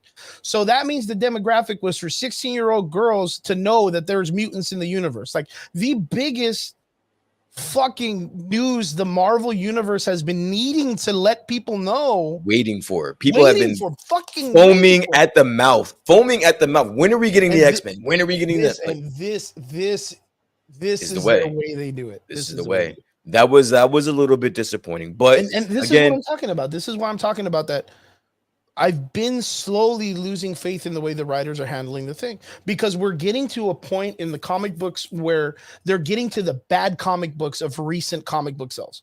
Like the ones that you remember what I told you, right? A while back, I was like, they're running out of material. Yeah, we're running out of that. We're running out of the good shit, and we're getting to the shit that people are like they've been tearing into, because that's where the comic book industry wanted to go more exclusively into trying to please individuals rather than just writing coherent stories and being creative writers. They were just like, oh no, dude, you know what, like we need more Mexican superheroes. Well, fuck it, grab Reed Richards is now Reed Lopez. And it's like, what the fuck, how did that happen, man? Beast is El Bistio. El Bisto. Bestia. Yeah, Bestia. Wolverine, he's not Wolverine. He's the fucking Taquache. Like, he's the fucking possum or whatever. Ghost Rider Alpha Fantasma. I got you. Throwing shit. They just started throwing shit at things. And people, and don't get me wrong. Like, the comic book company's just going to write it in and shoehorn it in and be like, oh, dude, Bestia, like, he's been there for fucking 42 years, man. He's always been Bestia. You're just a rude person because you don't like Mexicans or whatever. And it's like, no, dude, like we're readers. We've been reading this shit for a long time. Like, we get it. Like, it takes a little bit of time to build some characters. That was equivalent to when they made Iceman gay. When out of nowhere, out of the million years that Bobby Drake had been fucking chicks all this time, and then all of a sudden he's just like, you know what? I like dudes. And then all of a sudden people are like, wow, I didn't know that about you because you were always hooking up with chicks. And then he's like, Super Saiyan. He just fucking gets super powerful. He's like, yeah, I'm gay. And he's just like, because he's true to himself and becomes the most overpowered version of Iceman. And it's like, I mean, I get it. It's okay if he's that.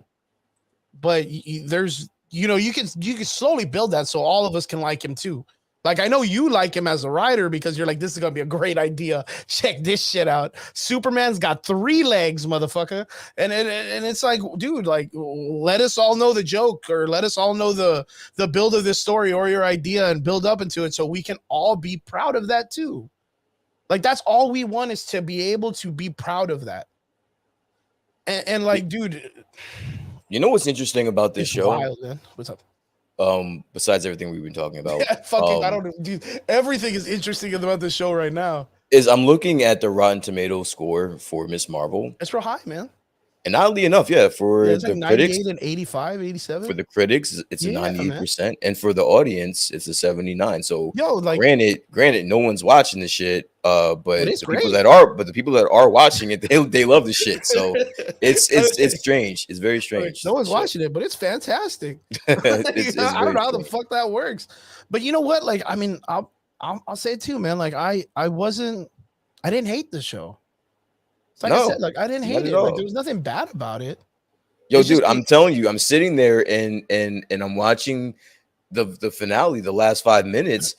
I was sitting there with like a smile, and then it was like, and then I just turned. I had no one to turn to. I was by myself. I'm like, they chose now to do this. Like, you're like, they wait, did what? it.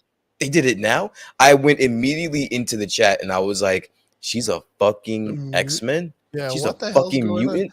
They should have just done that in the movie where like he's like, oh, I'm gonna go to college, let's go get some shawarma. And then I'm sitting there confused. And then the character just comes back and goes, oh yeah, guess what? I'm not an Inhuman, I'm a mutant bi, and then leaves. That's what she should have just done. I'm sitting there confused, looking in the chat that no one in our chat had said anything about this shit. Like, you guys just let me figure this out on my own. And I'm still like, trying to figure out if anybody watched the show. What the fuck? All right. Okay, as a matter of fact, in our chats, our boy Rob usually will put up, oh man, waiting waiting for this episode. It's gonna come out tonight. Are you boys excited? He's like our hype man. That's why I love Robert. He's like our hype man. The boy, like he's on fire all the time when it comes to shit. Yeah. I didn't get hyped for this. Like for some reason, like I didn't get a hey guys, you guys started season finale of Miss Marvel. Like nothing, nobody said anything. And then that's I watched it yesterday. I watched it yesterday. I didn't watch it. That's the same thing with Marvel's streaming's advertisement for it. It didn't come out that it was like season finale. Don't miss the season finale. Season finale. Come and see. Nothing came out. It was just like, hey man, we got a show. Don't forget. Like, all right, cool man. But all right. let's just get to it. She's a mutant. Fuck it. We're just gonna have to strap in, lace our boots. We're in for the ride. I'm gonna go back and draw in a stick figure in all my X-Men comic books and just put Miss Marvel. Lightning bolt on her. That was not the only shocker in the last 10 minutes, sir. There was a post-credit scene, and we called it well. We called that cameo. Well.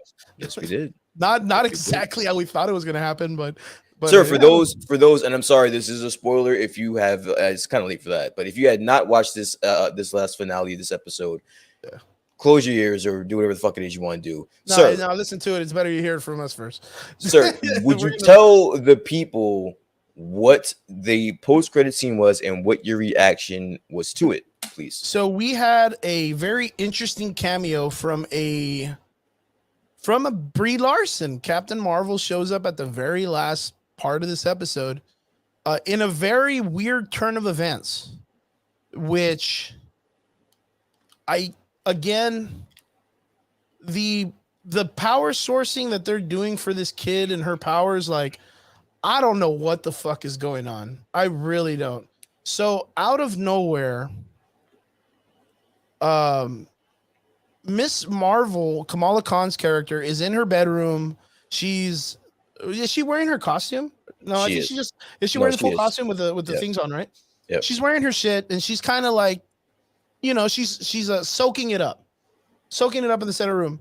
And all of a sudden, she fucking turns into Dolby from Harry Potter, grabbing a sock and turns into like string cheese spaghetti in the middle of the air, then flies into her fucking closet, only to have Carol fucking Danvers jump right out of her closet wearing a new Captain Marvel costume, having some badass, lusciously gorgeous hair, looking like a complete badass, like a mix of like a femme fatale Terry Bogard from Fatal Fury, and with no bangles on, which means that is literally Carol Danvers. So it looks like Carol Danvers has switched spots or teleported to where Kamala Khan was, and Kamala Khan is now wherever Carol Danvers was. And Carol Danvers literally just says, oh shit. Because she knows that wherever she is she's probably in a better place because it's safer than where she probably was, where Kamala Khan might be in danger. What the fuck was that though? Like, what? Motherfucker. Kamala Khan, the only thing I know about this fucking kid is she can grow big. Now she can grow big and look pretty, like, because she's like Crystal when she does it. Now she fucking space travels, time travels, and teleports. What the fuck is going on with this? Like, how? Okay. First off, episode 5, she goes to the fucking past and saves. She's literally her own grandma. Like, she's literally that Santa Claus song or whatever. Like, daddy, what is it? No, I am my own grandpa or whatever that shit is, where the guy goes back in the redneck song where it goes back in time and bangs his own grandma. Like, that is Kamala Khan in this situation. She went back in time and banged her grandma.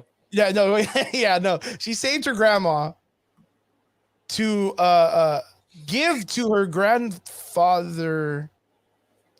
Don't even just you know what? I don't even know anymore. What's that Drake song? The don't think about it too much, too much. Just go with it, bro. Just go with the flow, man. Just go with the beat. Let's go with it. Was it a cool scene? Yeah, it was a pretty scene. I don't understand why they even had the grandmother control the stars. The baby just controls the stars out of nowhere without the bands. I was like, what the fuck is going on, man? But yeah, like now she teleported like Harry Potter does out of her. I don't know. I don't. All of this, yeah. Jeremy put it. All of this happened in like a week, dude. I It don't might even have know been. what the It fuck might is have been going less on than a anymore. week. All this shit might have happened in like 3 days from what it looks like. Can Honestly, you with imagine Marvel had this idea? They were like, "Yo, dude, Kamala Khan's gonna have crystal skin. Thor's gonna have some goats that scream. Jane Foster's gonna have cancer. Uh, fucking she's gonna go back in time, and I'm not talking about Jane Foster, I'm talking about Miss Marvel. The dad's gonna dress as a Indian Hulk and it's gonna be funny, and then Bruno's gonna get accepted to college and leave a note saying that he loves her. And then Valkyrie is gonna get drunk and watch Jane Foster and Thor and talk to the face of Korg. Zeus is gonna talk about orgy, and we're gonna see some man ass on a kids movie. We're gonna see some man ass on a kid's Disney movie. I'm glad that you got all that out. That seems like that was something that was, pent up aggression. Yeah, dude. This is a week and a half, man. This has been one hell of a week. This is crazy as fuck, man.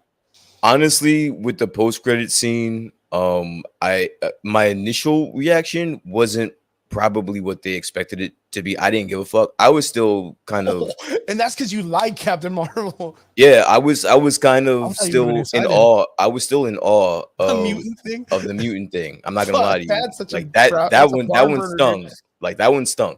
But to be honest with you, I watched it again and I liked it. I liked it because of how she looks. She looks awesome, dude. Brie Larson looks she looked fucking amazing, bro. She doesn't look anything like her. Like she's slim. Like she's before in Endgame.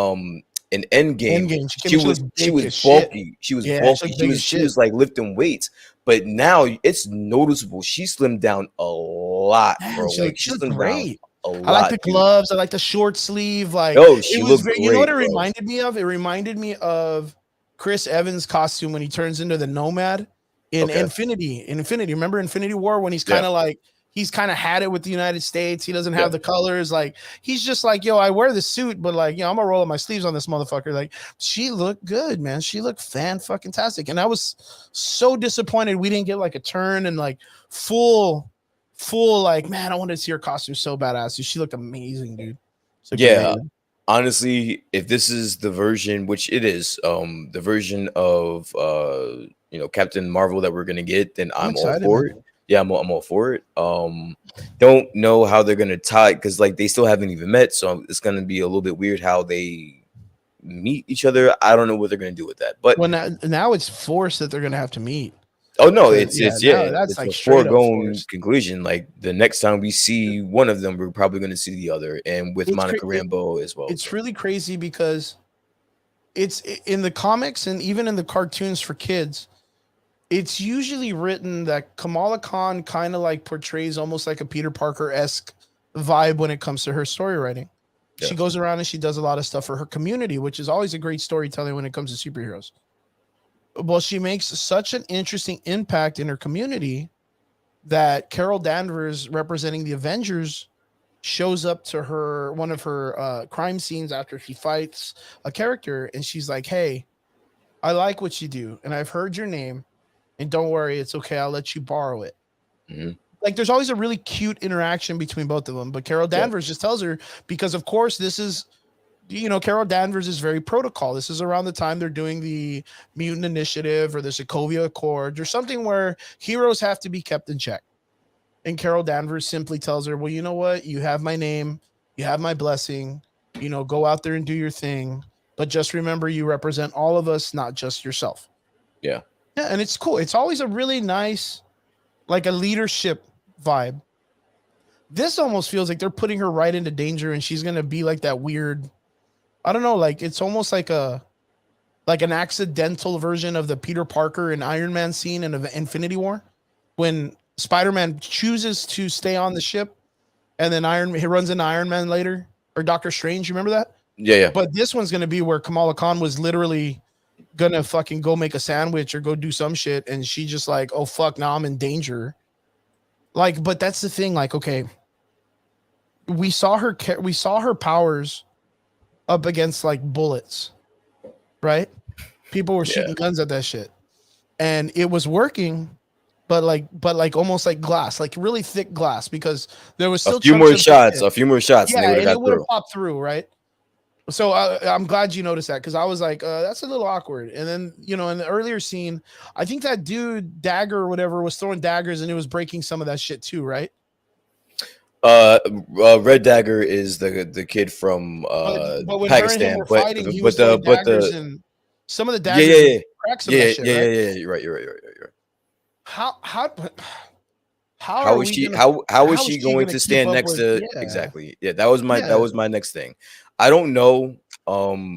She's going to have to show a lot of uh acceleration in her power set, but that's a great fucking question, because that was my next question to you. How is she going to stay? Because the way that they have made Captain Marvel, she is literally, as of right now, as far as is, I don't know any other more OP character in the Marvel character universe in other the than Thor. MCU right now. I think she's stronger than fucking Thor, dude. Like Well, yeah, that was from Thor, the What If. Yeah, from the What yeah, If. Remember they put him up there. He's like, yeah, Thor had to triple team Thanos. Thanos. Yeah, and she decked him once. She was going head to head with them, literally. Yeah, Like she took a headbutt from this motherfucker and didn't even flinch. yeah. You And know, then she you know what? needed I to take get that back. Scarlet Witch is probably the most OP, but she's yeah. like a close second. So it's She like needed I don't know how Miss well Marvel is going to stand in next the to her, sense of bro. physical nature, like she had to be hit with the Power Stone to be off of Thanos, and Correct. Yeah. Thanos cleared the Hulk. Like, yeah, Hulk in dumb mode nonetheless, but uh still cleared the Hulk into being scared of him. Yeah, he So farmed like him. that's He something to farmed kind the of think Hulk, about. bro. Yeah. So, but the other thing too is like, let's say she teleports into space. Is that crystal shit gonna like have oxygen and shit save her in space? Like they haven't really explained a lot of nature of what's going on. Like I don't know. It's a little weird. It's a little overbearing for them to end it that way. I think if Carol Danvers simply would have went to her, I think it could have been a little bit more written off a little bit better. But I think them just telling her off, like, I mean, fucking teleporting her off onto like a Kree planet for no reason kind of still is weird. The other questions that I had are, did the bands activate her mutant abilities? Or does that mean that every person that might have this mutation need these bands to activate their mutation? See, Or and is that's that where going to be something that the mutants are going to be written in very closely to the way the Inhumans are? And all of them are going to need this kind of like crystal that's going to activate their powers now? see Or that's where I was confused, is how they're going to do this, because if you tell me that it was this, it's got to be something that was universal. It was something that was worldwide, to which is the reason why we have mutants now. You can't tell me that the reason why Kamala Khan is a mutant is because of these Bengals, because then how do you explain someone else becoming a mutant? are the Um, clandestine mutants? which, you know, they, what was it, the Jin? Like we got the The Jin reference, Jinn? but they're that was pointless, because now she's a mutant. So is she still a Jin? Is she a Jin mutant? I don't know. Um, but listen, I'm gonna be positive about this. I think that it's still gonna be a while before we get a full-fledged X-Men movie or more of them. So we'll see. We'll see what they do. I have a lot of questions after this after this show, and that's fucked up that you did that to me in the last 5 minutes of this goddamn show. And yeah. Yeah, that confuses me, because it's like, so the last question that I have that's very close to those two is, sooner or later she's gonna meet, I don't know, Shang-Chi or Wong, or when she meets Carol Danvers, they're gonna see the bands and then say, oh well, those are Quasar bands or Nega bands or Marvel's bands or Kree weaponry bands, and they're gonna remove them. And where does that put Kamala Khan with her powers? Does she automatically do that crystal shit still? Or does she get bigger and stretchy without the crystal because the bands were the crystals? Like, what were the bands? If the crystal was already a part of her body, then what the fuck was the bands in the first place? Like, why did it send her into the future? Why did it fucking teleport her to Mars? Like, what the fuck is going on? What the fuck Yeah, is this they show? gotta. They had, and that's what I was saying. In the beginning, they have to be very careful about how they do this because um, I like this show, and if you Yeah, tell me that in the future that a lot of the things that came out of this show or that we saw from this show were just for nothing, I just think that's a big letdown. I it's a think big that that's a letdown. waste. That's a waste. Yeah, it's a waste. So where do we rank this show? Now we don't have to rank it between all the other ones, but I 10 liked out of it a 10. lot. I liked it a lot. I don't think I can give it a 10. I think even although I do like it, I do think the writing is a little just from that last episode, the writing was weird. Like when they were in the gym and then everyone just started popping up, like the brother and the fucking the bully friend, they just popped up in the fucking in the school.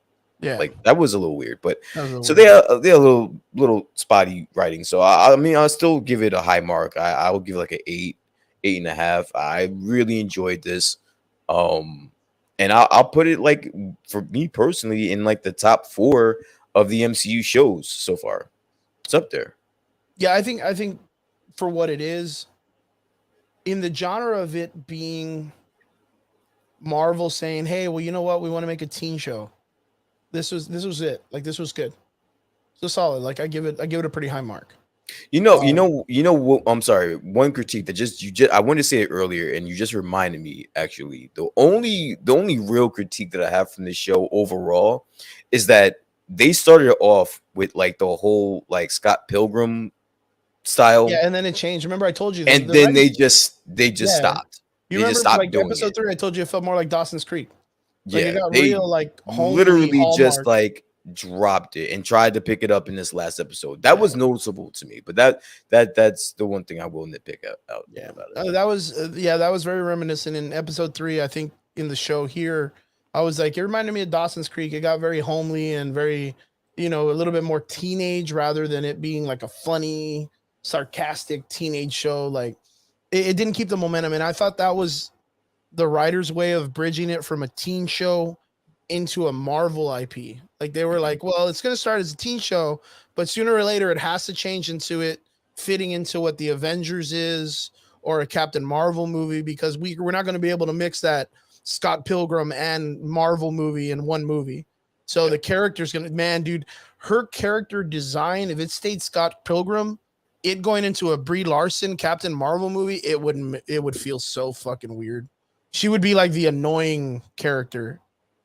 Like she would be like I don't know. They had to change it into a little bit more serious I because will say now I was gonna say I will say this though. There was like when she was on her way to Bruno and the boyfriend, whatever the fuck the guy's name is, and she was just like basically running across the city. uh, That shit was fucking dope. Like yeah, it's that cool. that shit was fucking dope as I think fuck, it looked bro. a lot better than the way they do in the comic because in the comic she got just big ass legs and just running. Yeah. So she just looks silly as fuck with some long ass legs. So I'm happy they did it this way. This way it looks a lot cooler. So that's not too bad. Vince asks which one was better, Miss Marvel or Thor: Love and Thunder? Um, I don't know. You know what? As a matter of fact, fuck.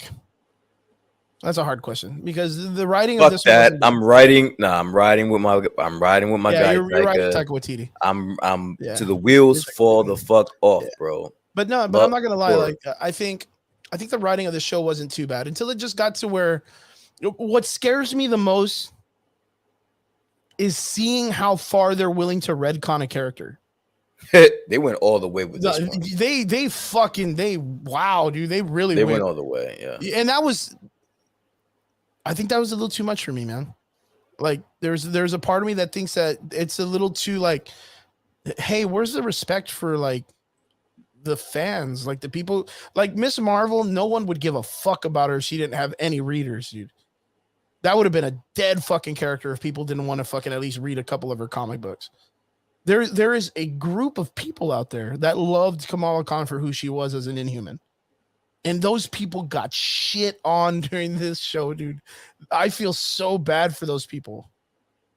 And not only that, but what again? We spoke about it before. But what about the X-Men fans? That they're Yeah, well, basically yeah. they're What, like not shit. only are they retconning Kamala, but in a some way they're kind of retconning Well, they're shoehorning in the mutants in such a watered down way just to be like, oh yeah, there's mutants. So then later on in the future, let's say they come out with Quantumania, right? And then Kang comes out and goes, all you humans and mutants will be discovered by or conquered by me. Some motherfucker's gonna be like, wait, what? When did they say mutants were in the universe? What the fuck? Mutants weren't in the universe. They just came out. And then someone in the background is gonna be like, no, they explained the mutants in Kamala Khan's show. And everyone's gonna be like, who the fuck is that? Like, what? Nobody saw that show. Like, you know what I mean? Like, it's almost like now Marvel can be like, oh yeah, we can mention them all the time because we put them in the show already. But wow, what a fucking way to do it, dude. It just freaks me out. And yeah, I'm more worried for you and Trigger now more than I am for me, because my movie already came out. Taika Waititi already did what I needed to see. That's it. I don't need anything else. I mean, Secret War is cool and shit if they bring the Russos back, but like, I already know they're gonna fuck up Planet Hulk or World War Hulk. That shit I already know is gonna get fucked up. But onwards. You have no faith, bro. You have no faith. Zero faith. I have zero faith in the Hulk with this world. I have zero faith. I think they'll knock that shit out the park. That's no. We talked about this. The Hulk himself makes money. If you were to say, hey, dude, we're gonna do 4 episodes of the Hulk, no words. Someone just actually flicked him right in the tip of the dick, and he's just mad as fuck, dude. He's just smashing things for 4 episodes. Hey, I'm watching the shit out of that. That's the beauty of it. Like, that's it. Like, you really don't have to do that much. Like, you just gotta not fuck up in certain places, and I think they could do that. I believe they can do that. Maybe he'll get mad at the way they introduce the mutants. or make him a human. Goes wild, dude. Just like, fuck this place, dude. Yeah. This universe is all fucked up. Like, dude, he's the savior of mankind. Like, I don't know how you, dude. Bruce Banner, the Hulk, is Marvel's Eddie Munson, dude. Yeah. Like, if it wasn't for him, those people wouldn't have been wished back. You would have all been wished back, like by a drunk Thor, like a drunk fat Thor, a very depressed Thor. He would have had to have wished everybody back. He would have been sad as fuck. Everybody would have came back all scared and sad and mopey. They probably would have looked like ink or, I don't know, some weird dimension or something. Hulk brought everybody back from the snap. He's the savior of mankind. And like, now that you mention it, he is kind of the MVP of the MCU. It's super weird to think about, because from that storyline, you're gonna say, "Oh yeah, we're gonna come up with this story without any gravitas or any introduction," but like, yeah, he's gonna want to kill everybody in the world.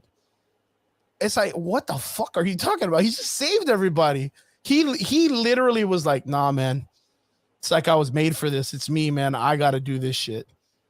Crazy shit. But onwards to the next one. Let's do this, my guy. So we are on to the discussion that we were going to do last week, but Brian was a little bit taken. I brought in Michael Betancourt, and Michael Betancourt hadn't seen the movie yet, but we got you here. We got Jeremy in the comments section. We got Vince in the comments. We got Robert in the comments. We got people watching from all over the place. Spoilers talk. Thor, Love and Thunder. We finally got to the thing. We finally got to this movie. We have a return of Taika Waititi, bringing in Tessa Thompson, Chris Hemsworth. Jane Foster has made her final return to the Lord. Well, I don't know about final return, but she's made her return back to the Jane Foster series, the Thor series. And we have the introduction of Gore, the God Butcher, played by Christian Bale. And we have the MVPs of the movie, Tooth Gnasher and Tooth Grinder. And a very interesting love triangle between Mjolnir, Stormbreaker, and Thor. That's funny. Yeah. Brian. Sir. I already know you love this movie, but I must know, how did you love this movie? I'm going to say love because I already know you love this movie. Yeah, no. You know what? I think this movie doesn't beat Thor Ragnarok for you. All right, so I'll give you that. Yeah, I was just guessing. I don't like this movie more than Thor Ragnarok, but you know what it is? I think it's the fact that before I got to see this movie, I actually got to see the reaction, right? So I saw the reaction. I saw everyone coming down on Taika, and I'm like, it can't be that bad. And it wasn't. It wasn't that bad. Like, the fact that you, of all people, we're gonna go in watching this movie feeling a certain way because this is your bread and butter. This is one of your go-to arcs, and not only arcs, but it's got a couple comic books jammed together. So it touches a part of your heart that most of us don't have. And the fact that you came in here and gave the movie whatever little bit of credit you did give it, it speaks volumes. So I liked it. I loved it. I thought it was funny. Again, watching Thor be a powerhouse is always going to be something great for me. I love what they did with Christian Bale. Like Christian Bale did Christian Bale shit. And honestly, I'd watch it again. Like I would definitely watch it again. I'm kind of hoping that I'm trying to see if I can find a really good copy of it on Fire Stick. Because if there's anything that this movie does really well. Okay, so first off, I went in trying not to be critical. I went in and said, this is a comedian writing a Shakespearean play. I'm not expecting fucking Return of the King. What I'm expecting is I'm expecting Animal House. You know what I'm expecting a funny movie with some dabbles of seriousness in it. But Taika Waititi has a really good nick for playing off this weird like one-liner comedy stuff. And he does it really well. And it's so obscure comedy that just it's almost like TikTok videos, like a bunch of TikTok videos put together in an hour. Because it's just a bunch of crazy, like just random comedy shits just out of nowhere. Which is like the way he does that weird vampire show. Yeah. Where like one moment it's like it's like they walk into the living room and there's a vampire sitting underneath like one of those rotisserie lights. And he's drinking a martini with some sunglasses on at 3 a.m. And you're just like, what the fuck is this? And he turns around and goes, oh, it's my beach day. And you're just like, oh, this is so stupid. Like it's that kind of comedy, which is like, you're not laughing with it, you're laughing at it. And that's what I got a lot from this movie. Like when the goats came out, like, oh my God, dude. I was like, this is fucking stupid. But I was laughing while I said it to myself. And it wasn't in the sense of me insulting it for it being an ignorant way of putting it. I thought it was genius. I thought it was funny to put those characters in there. Because Tooth Gnasher and Tooth Grinder are both, even though they're just animals, they are big storylines to the unworthy Thor storyline. Because they're the things that make, because Thor can't fly. He just can't float and take off. He literally uses the hammer, throws it, and that's what gives him propulsion. It's weird as fuck because it doesn't make any sense. But that's just what it is. So for him to get around the universe, he uses Tooth Gnasher and Tooth Grinder to get him around the thing by pulling his boat. That's what he does. So they instilled that. That was cool. Like, that was great. But to have it to where they had like that TikTok shit where the videos are like the goats screaming, I was like, you gotta be fucking kidding me, dude. And there was like it was like the most randomest time that those things would just scream. Like, I was like, dude, come the fuck on. I thought it was it was just college humor. College humor is the easiest way to put it. Not only is it, I do agree with you, and I understand what you mean when you say about like the college humor, but like they have certain parts of this movie that are just dope, bro. Like bringing Heimdall, like we didn't think we were gonna see Heimdall again, right? But here he is in this fucking movie, and Idris Elba is back in the MCU, bro. At least for a second. Like they give you moments like this throughout this entire movie that it's like just like some dope fucking shit. So I don't understand how anyone doesn't like this movie. Like I don't get it. Dope shit is seeing Lady Sif with her Lady Sif, with her like, fucking straight up like comic book accurate headband. Like, yeah, she doesn't lose an arm in the comic. That's Thor. But in the Marvel universe, kind of follows the Star Wars universe. Is that there's always someone that loses like an arm or a hand in the Marvel universe now. It's just a Star Wars trope. Like, just boom, someone gets some shit chopped off. So, like, okay, they did it to Sif, which means Sif's probably going to get the Destroyer arm, and because Thor was supposed to get his arm chopped off. Yep. Man, there are some for some reason the Thanos ice cream parlor was such a funny thing to me. I thought that was really really funny. Yeah. Yeah, Um, I'm saying like they have dope moments like that. I wish, you know what? I do wish if now I am nitpicking, by the way, but I oh do yeah, wish we got more Guardians in this movie. yeah, I think that could have helped a lot of people, yeah. adjust. But listen, it's a Thor movie, so I get it. You don't want to do too much. Plus, the Guardians are going to get their own movie coming up soon, so I get it. I I would have think liked there be a little more I think Guardians. where they went wrong in this is they cut it short. It Yeah, needed to be a longer movie.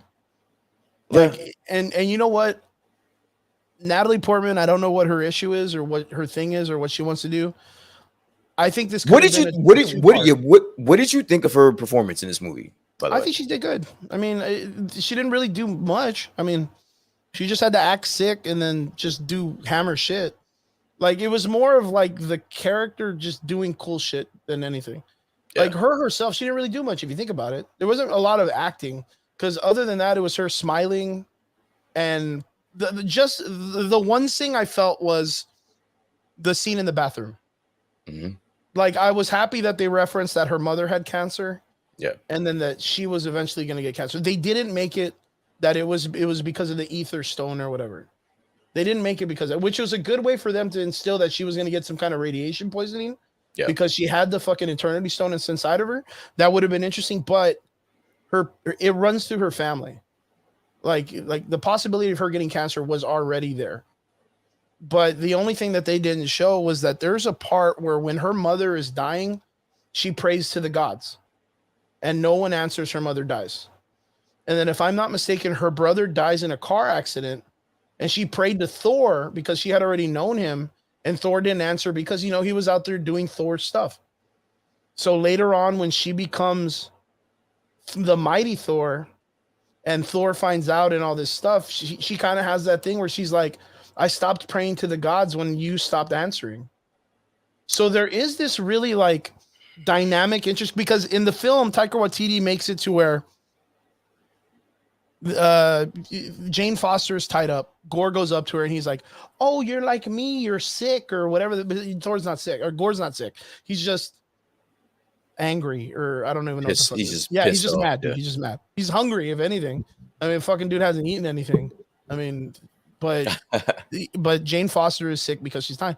So they try to give like this, like they try to almost like shoehorn this idea that Gore and Jane Foster are real similar. Oh, you and I were alike because we're both weak and we're given power because of this thing. And it's like, no, that's not what connects you in the story. That what connects you in the story is this other part, is this part that's really really well written, and that's the only thing that I feel like there's a reason why the Hammer chooses Jane Foster in the story, and it's because since she's so close to Thor, she knows how the hammer works.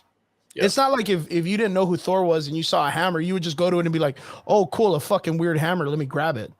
Like she knows you have to be worthy to pick it up. Like she yeah, already knew that enchantment. But the story of Jane Foster shows that the reason why it's so reminiscent to each other is because Gore hates the gods because they're privileged. They're yeah. privileged individuals. That's really what the story is. They're privileged.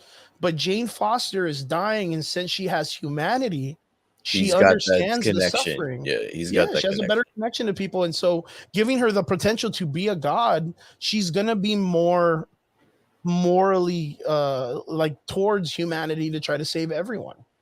So that's what makes her more connected to Gore and the reason why she hates the gods or doesn't want to be like them.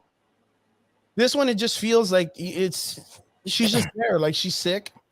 They have a relationship. They have this weird, like, they show like this weird flashback of how their relationship, which of course, Taika Waititi turns it into like a collaboration of comedy of them like rollerblading and them, dressing as a hot dog and mustard, and he does his weird comedy tropes, but to try to, uh, give us the idea that they had a great relationship.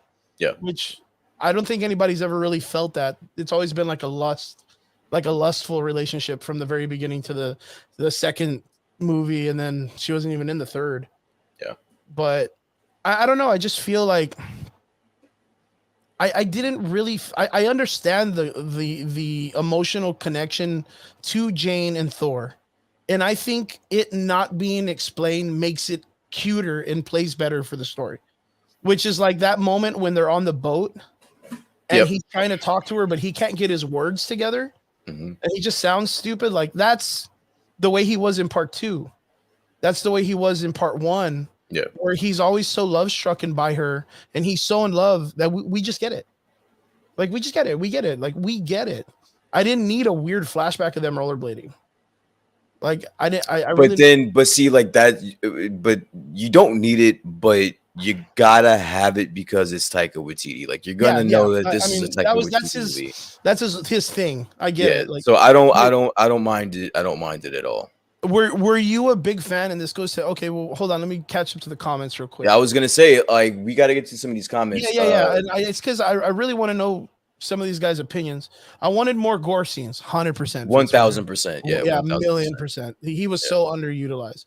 And I don't like Jeremy put, I don't like how the deaths were off screen. Like we didn't like. Why would we not see that? you know what's even crazier than that? Like you say, all the deaths are off scene, but Thor is more of a god butcher than Gore the god butcher. Yeah, He literally yeah, savagely killed Zeus in front of the other gods, yeah. and then they murdered all of those guards, dude. They murdered. They were like, she's licking fucking gold off her face, and they're bathing in that shit. Like, why would you have Gore the God Butcher and not Not show kill him anybody. butchering gods? I Yeah, didn't he literally understand stabs that. a dude in the beginning, which of course, like, I think it was kind of an underwhelming thing too that they used the shadow realm and they didn't really do the null and the symbiotes. Like I feel like that is so like a miss. Like Misuse that is isn't. Yeah. such a misuse. But like I understand though. Like that is red tape. I was gonna say, yeah, that's Sony's gonna crossing into territory Sony's where gonna you're find a not way to allowed. Ezra Yeah, Miller that shit. Like we get it. Sony will fuck that yeah, up. We'll let them do that yeah. shit. But that is that's such a hard thing.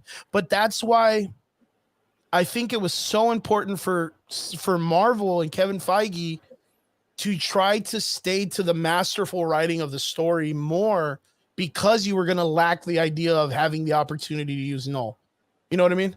Yeah. Like it needed to stick more to you needed to bring that gravitas of Gore because he was so underutilized. He definitely was. I got the next one. Jeremy said, I wanted to love it, but the thunder didn't strike. I see. Wow, I like what you that's did good. there, Jeremy. That's a good way to put it, though. You're 1000% wrong, but I like what you did there. All right.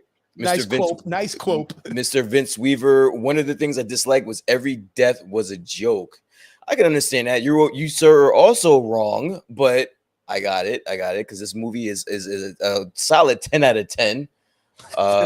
Jeremy also said, find it weird how they included that after Thanos was killing another half of Asgardians. LOL. So I don't even know what the fuck. I find it weird how they included that after Thanos was killing another half of the Asgardians. LOL. Okay, yeah. Robert put Jane Foster's story kind of hit home for me. Read a lot of people were having problems with it, that they didn't want their kids to see it, but in real, okay, you know what? As a matter of fact, I did hear that today. So there are some people out there that are talking about where they want there to be some kind of trigger warning to the fact that like when Jane Foster at the beginning of the story was getting chemo, that there's actual people that have to do that shit. Like there's people that have to go through chemo. Okay. But they didn't want a trigger warning to see Thor's naked ass on the screen. Like, I was going to say the exact same thing. I was like, these people they're just finding shit to complain about.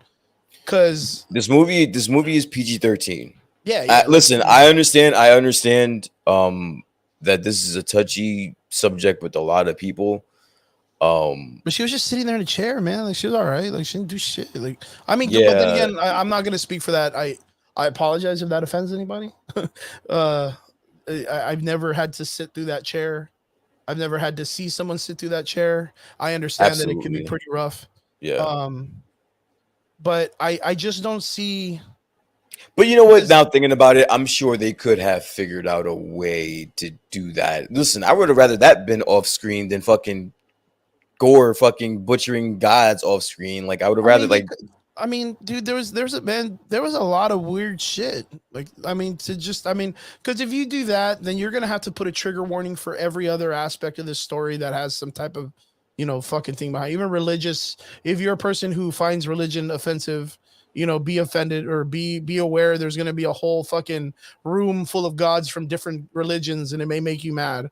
Like, they're gonna have to choose all these trigger warnings. That's not what it's about. In hindsight, they could have just made it to where Jane Foster leaves a room wearing a medical robe or putting her That's what clothes I'm back saying. on in a They bed. could have They probably could have did just it. refilmed it a different way. That's understandable.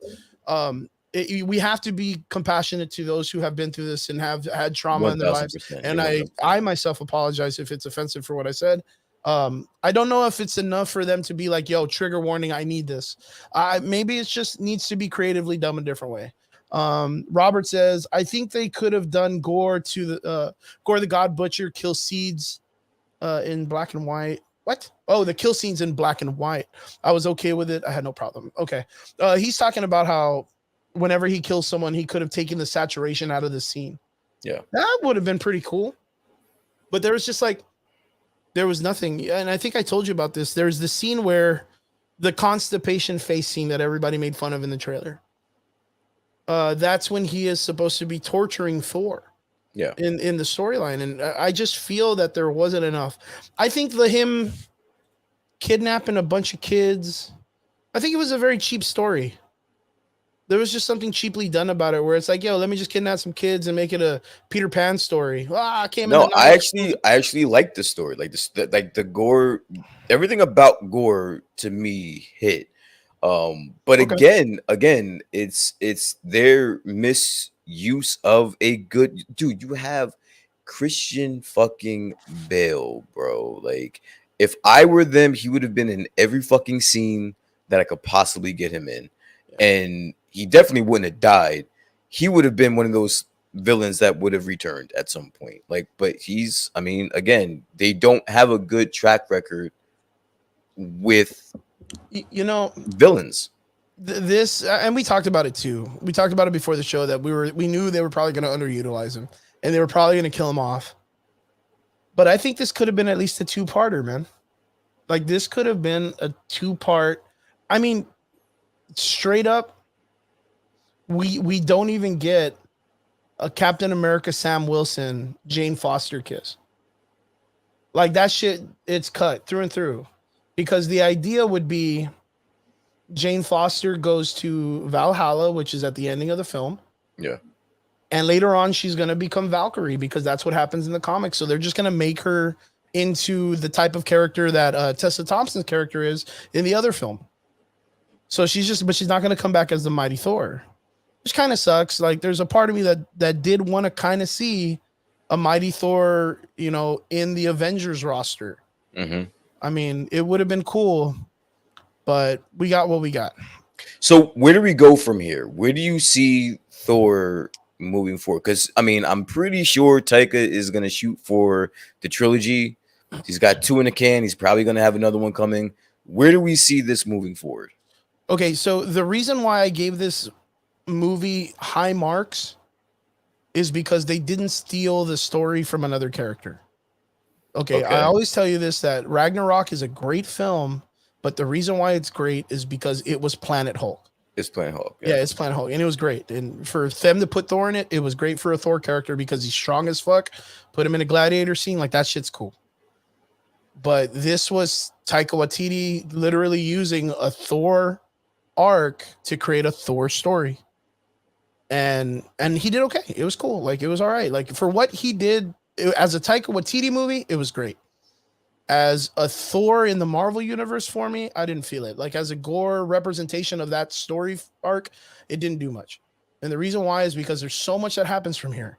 One, Thor, for some odd reason, can never find himself to be a normal fucking dude. Like, he's always, this Thor was literally the Thor we had in Thor Part 1 before he had his hammer back. Like, he was so immature.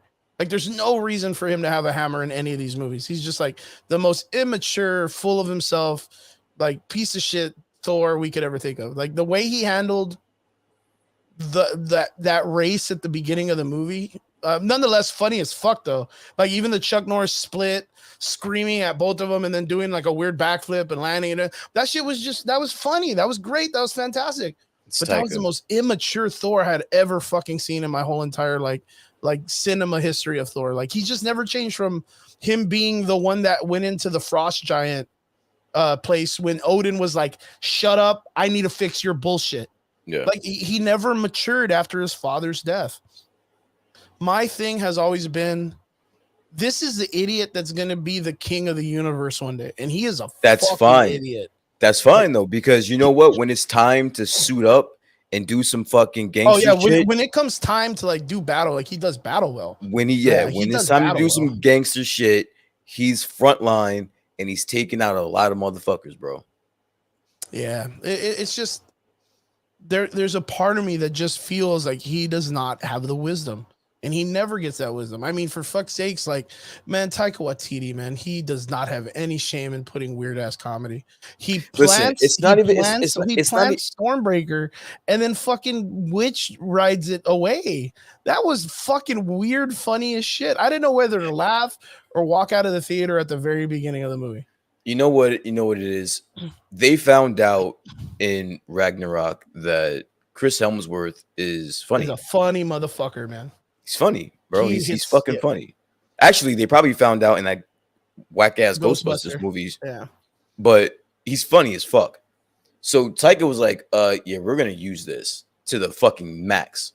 So you take Chris Hemsworth's humor, you sprinkle it with some fucking Taika Waititi, and they found a formula that works. So I guess if you want to say if Ragnarok was like a 7, they dialed that shit up to about a 9 on this one, bro, and said, "Here's your fucking movie."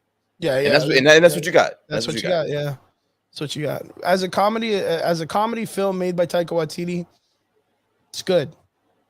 But like just it being a Thor, building the Thor story, building that to something better, I didn't feel it as much.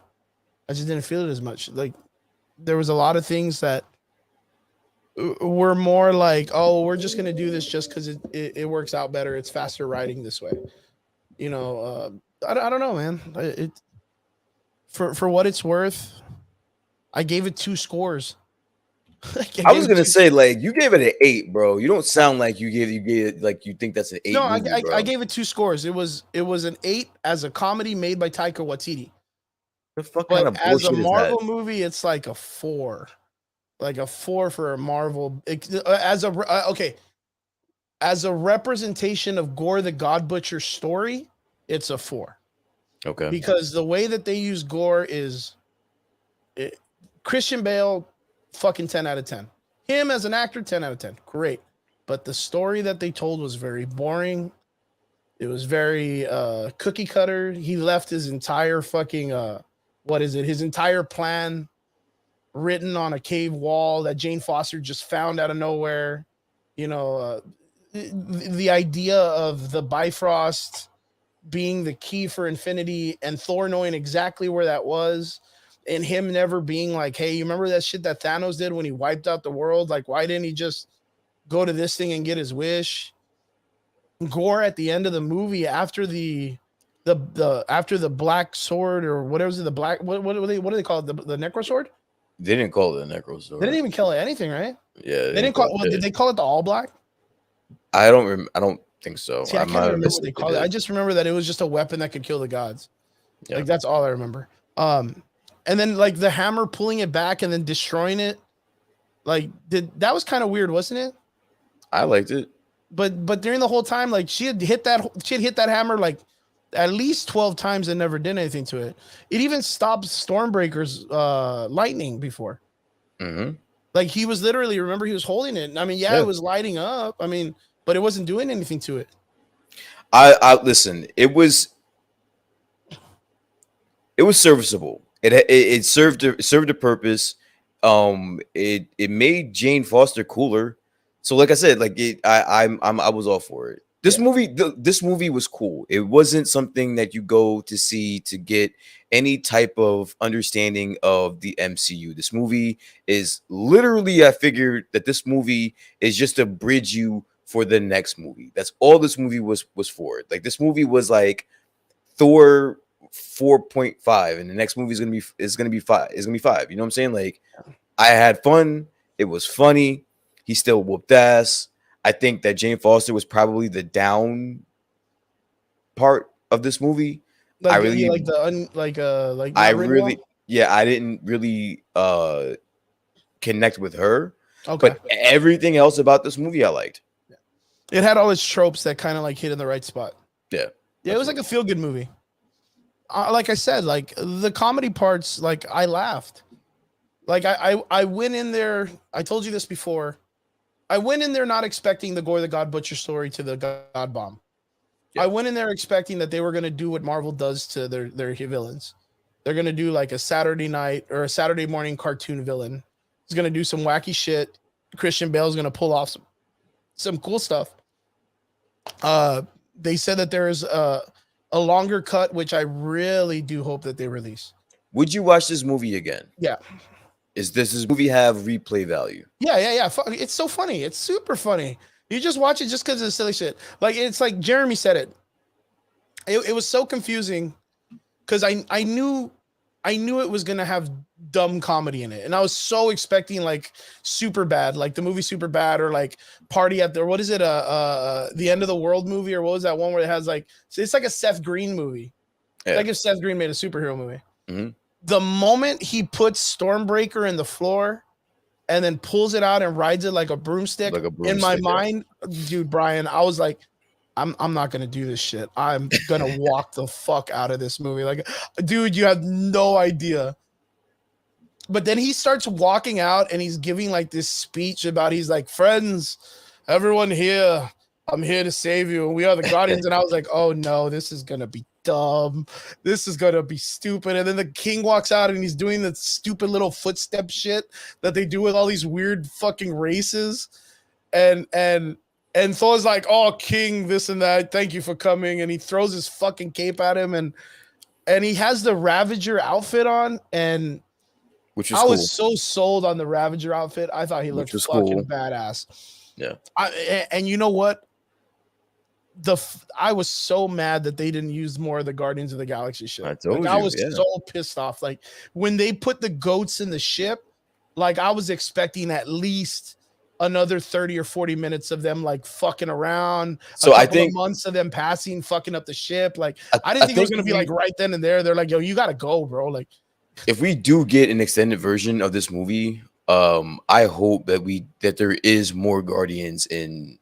Yeah, straight up. Like that needs to be there because it was such a big thing at the ending of in Endgame when they were like, oh, dude, as Guardians of the Galaxy or Guardians of like they made it official that there was going to be some type of adventures between both of them. And Chris Hemsworth and Chris Pratt have such a great dynamic together that those little bits of parts that we had with them were fantastic.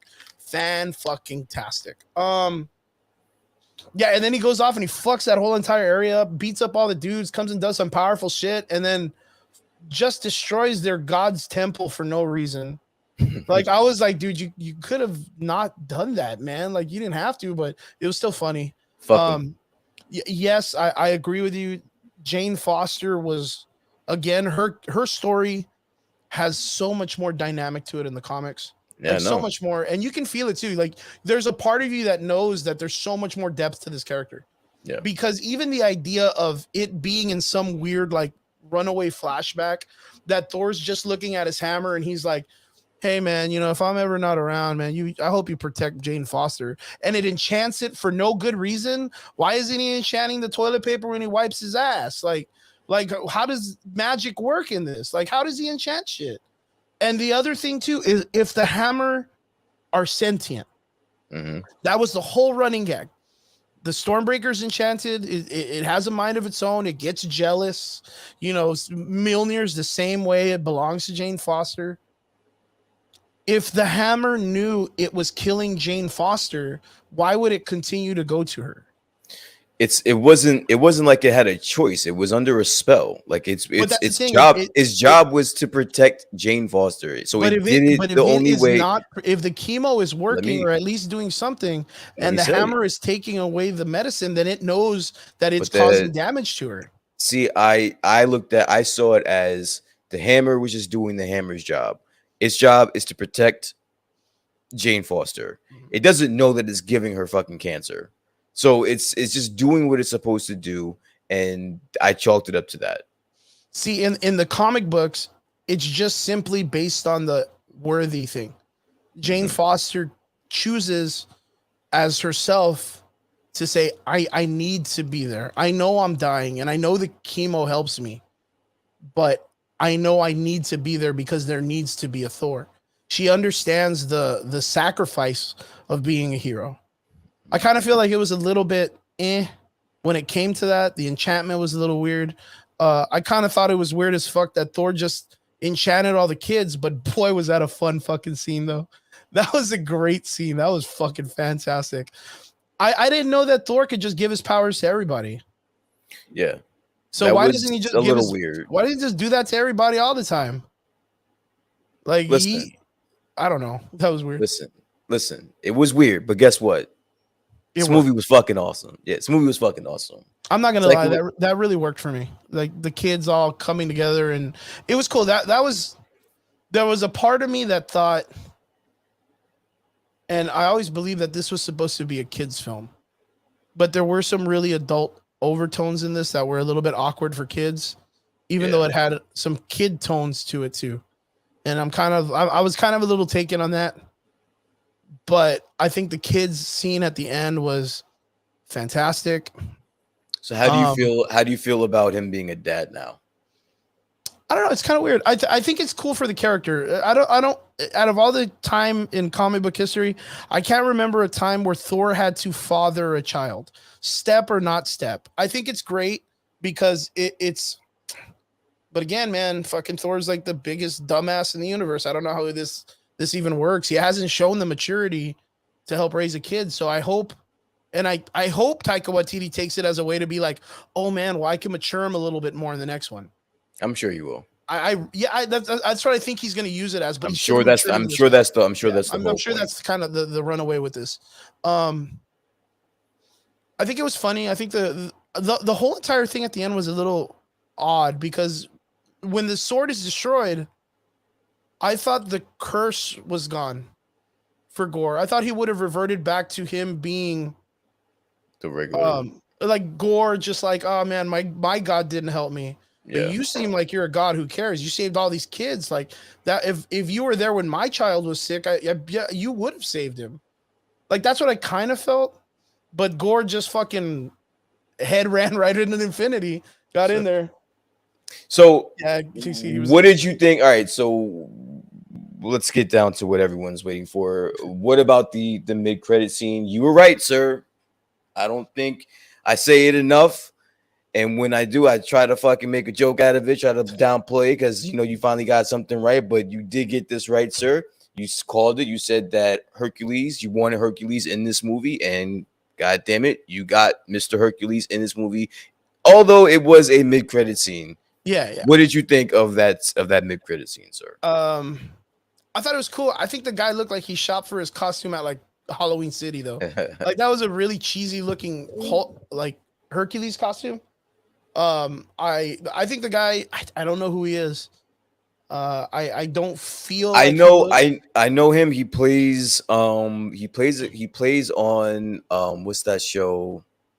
Ted Lasso. Okay. He plays on Ted Lasso. Uh, he looked big. I mean, he looked like a built dude. I mean, he looked like he's in great shape. Yeah. I kind of wanted him to have like the curlier Apollo style hair. He had his hair cut real short. I mean, for what it's worth, it's the first time he pops in. I'm happy we get Hercules. Where we go from here, who the fuck knows? Like, I don't know what the fuck Taika Waititi did at the end of this movie.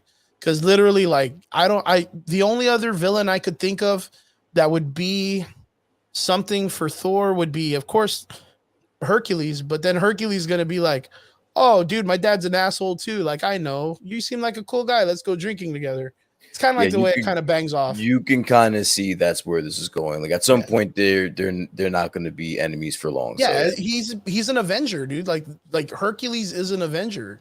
yeah. So there's no way he's gonna stay some kind of villain to Thor throughout the entire. And I don't think series. Zeus. And I don't think Zeus will be a villain either. Nah, man, he just He's wants an just pissed. orgy. He's just pissed. Yeah, he's just Yeah, pissed. he just His fucking- orgy got ruined. Yeah, someone's gonna have to play with his hole now, man. That's so fucking weird. But like the only thing that I could see Marvel doing with the Thor character is there's only one part of his life left, which is him becoming King Thor. Like him becoming the old man Thor, the destroyer arm, the Odin sword, the hammer, the eye patch, like him being King Thor eventually. Like that's the only thing left. And the only other villain that I could think of that they could bring in right now would be Mangog, which is, I think I've told you about it before. Mangog is this character that was created by an entire race of people who it was just the entire race's hatred engulfed into one character that hate Asgard. So its entire force is just to destroy Asgard. Even Odin fears Mangog. And Jane Foster saves Asgard, being the hero of Asgard, stopping Mangog in that story. Yeah. The only other character that I can think that they could use would be Malekith, but they fucked that character up in Dark World 2. Like, they fucked it. Were you surprised that Loki didn't even make a fucking appearance in this in any way? I was so fucking surprised. But you know what? I was a little bit surprised, but we got Loki the show. So you want to know? Okay, the main reason why I'm surprised, and it's just a callback to the comics, is there is scenes in the comics that are really famous, which you get that whole. You remember? Okay, the episode 5, I think, of Loki, where you get that all the different Lokis together, right? The amalgamation of Lokis. Well, that's from the Jane Foster story, where she like slaps the fuck out of Loki. And when she slaps him, like all the different Lokis appear. She's like, "Oh, I'm sorry. Like these are all my illusions, but they're all a part of me." Yeah. And all of them are like, "Well, who's gonna fight you? We got a lady Thor now." So then that's when the lady Loki appears and she starts fighting her, and that's like kind of like a big thing. I was kind of disappointed that we didn't get some kind of like Jane Foster going on her own adventure and doing her own Thor stuff for a little bit. Yeah, like that's where I was kind of like. The one thing that the other thing I was disappointed was that trailer that showed the Jane part. Remember that scene? That shit was not CG good. Like even in the trailer, we were like, "Wow, that looks really bad CG." I was gonna say, like we even saw it. We even said it in the trailer that it was bad. That had to be part of it, and it looked bad in the movie. Like it was the same shit. Like it just looked. Like you could see the green screen outline, and his hue is so gross, dude. See, gross. I'm gonna cut. I know we shit on Phase 4 a lot, but you have to figure that a lot of these movies, if not all of them, were made during the pandemic. So yeah, like so I got what they got. Yeah, they were working with what they got. A lot of people were working from home, and not only that, there's this thing that a lot of the dudes that work with like the CG are being treated like shit by Marvel. And a lot of people are theorizing that that's how a lot of these leaks get out, is because they're getting treated like shit, and they're leaking a lot of this information for a lot of these movies. Yeah, that's where a lot of these leaks are coming from. So, Brian, I know we're running a little bit over. What do you rank this movie, man? 9 out of 10. For what we waited for. 9 out of 10, bro. And that's like straight like being a part of the Marvel universe. All right, let me stop. Let me take off my Taika Waititi glasses. Yeah. That's important. That's important. I probably give it maybe like a 7.5. Okay. For the entirety, because if you think about it, it really does nothing for the MCU at all. Like this movie disconnected. This movie does nothing other than the fact that we got Valhalla, so we know that that's there. Do you remember how much hype it was about them talking about like the Black Panther god being there? And they only showed like the fucking forehead. Like they didn't even do anything with that shit. Yeah. Like that's weird, man. And the fact that, Gore's kid is probably going to be fucking OP at some point. So that, other than that, yeah. Okay. That's it. Okay, so for me, like I said, I give it 2 ratings. As a Taika Waititi movie, standalone by itself, fucking funny, I give it like an 8, 9.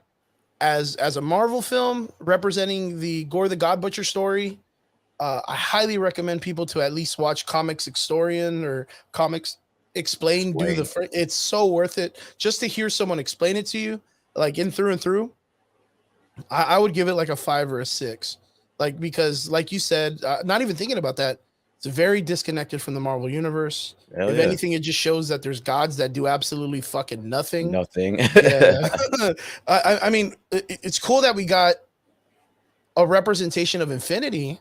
And not only that, but gods can be killed easily. Yeah, they get wiped the fuck out, dude. Like, did you not get God of War vibes, dude, during that whole chain scene?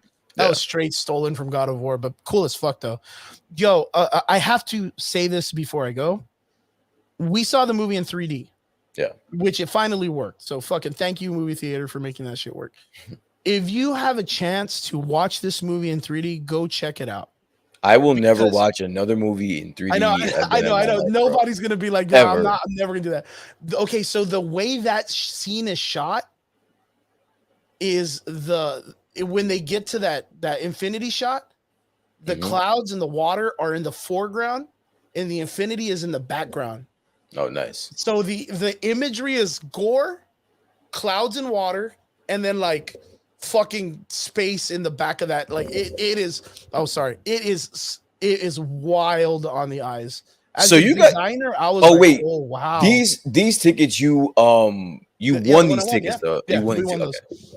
Yeah, so that was a very interesting choice on how they made that 3D look, because usually it would be clouds, water, background, then a character in front of you to show that he's in front of you, and then a character in the front, like in the front ground, which would be gore, infinity, clouds. It was fucking backwards, and it looked like infinity was a hole in the center of the back. It was, I don't know how to explain it. It was by far the coolest thing. It sounds cool. He wished his daughter back. And you see the reflection, guys, mark my words, look up Singularity in Marvel. And that is exactly who is in that reflection. And I know everybody's calling her Love. If they want to give her a name, that's fine. I don't think she has a name. I think she's known as maybe Singularity. I don't know. But she appeared in Secret Wars Battle World. It's exactly what that character looks like in that scene. And then, of course, she gets a human figure, which ends up being the daughter, who is Love. I don't know, man. It seems really cool. I'm excited to see what they're going to do. I wouldn't mind seeing an A-Force movie about now. I'm not staying all stickler for the Marvel fanboy bullshit. I've kind of come to terms in my mind that if you get your feelings hurt by a movie, you're a very weak individual, and you need to just be a little bit more open-minded and be more tough, and just go with the punches, man. Go with the punches. I'm glad you got an opportunity to enjoy it. I'm glad we got to this part in life where we got Jane Foster's story in live action. It was cool to see her there. What do you think her catchphrase was that she whispered in his ear? It's never going to be told. Natalie Portman says she's never going to say what she told him. Shit. I hope they don't make another movie. I don't know. Like, I don't know. I was gonna say she probably said this really sucks. Yeah. I hate this movie. But yeah, that was really cool. But yeah, man, it was fun. If you guys haven't seen it, I hope you guys get the opportunity to go watch it. I didn't want to spoil anything for you, but if you did watch it with us, and if you did pay attention to our spoilers, we really appreciate you. Thank you to our extraordinary listeners for coming in and tuning in with us every Friday. We appreciate every one of you. What did you think of the movie? Leave a rating in our comment section. Leave a question if you want. Ask us what we think of whatever in the Marvel DC universe. And oh yeah, dude, did you hear that? They're looking to bring in Homelander into the Marvel universe. I did. Rumors is that he should be Count Dracula. Count Dracula and Blade. He's going to be Count Dracula. Yeah. That is interesting. I would have gone for Sentry, but Count Dracula sounds pretty fun too, man. But guys, we'll see you again next week. Sounds like a really fun week. San Diego Comic-Con. We got a lot of shit we're going to be covering. If you guys hear anything or see anything in Comic-Con and you guys want us to cover it and make sure we talk about it, make sure you hit us up. Let us know in the DMs. Guys, we love you. We'll see you again next week. Brian, I'll see you later, brother. Peace. Woo!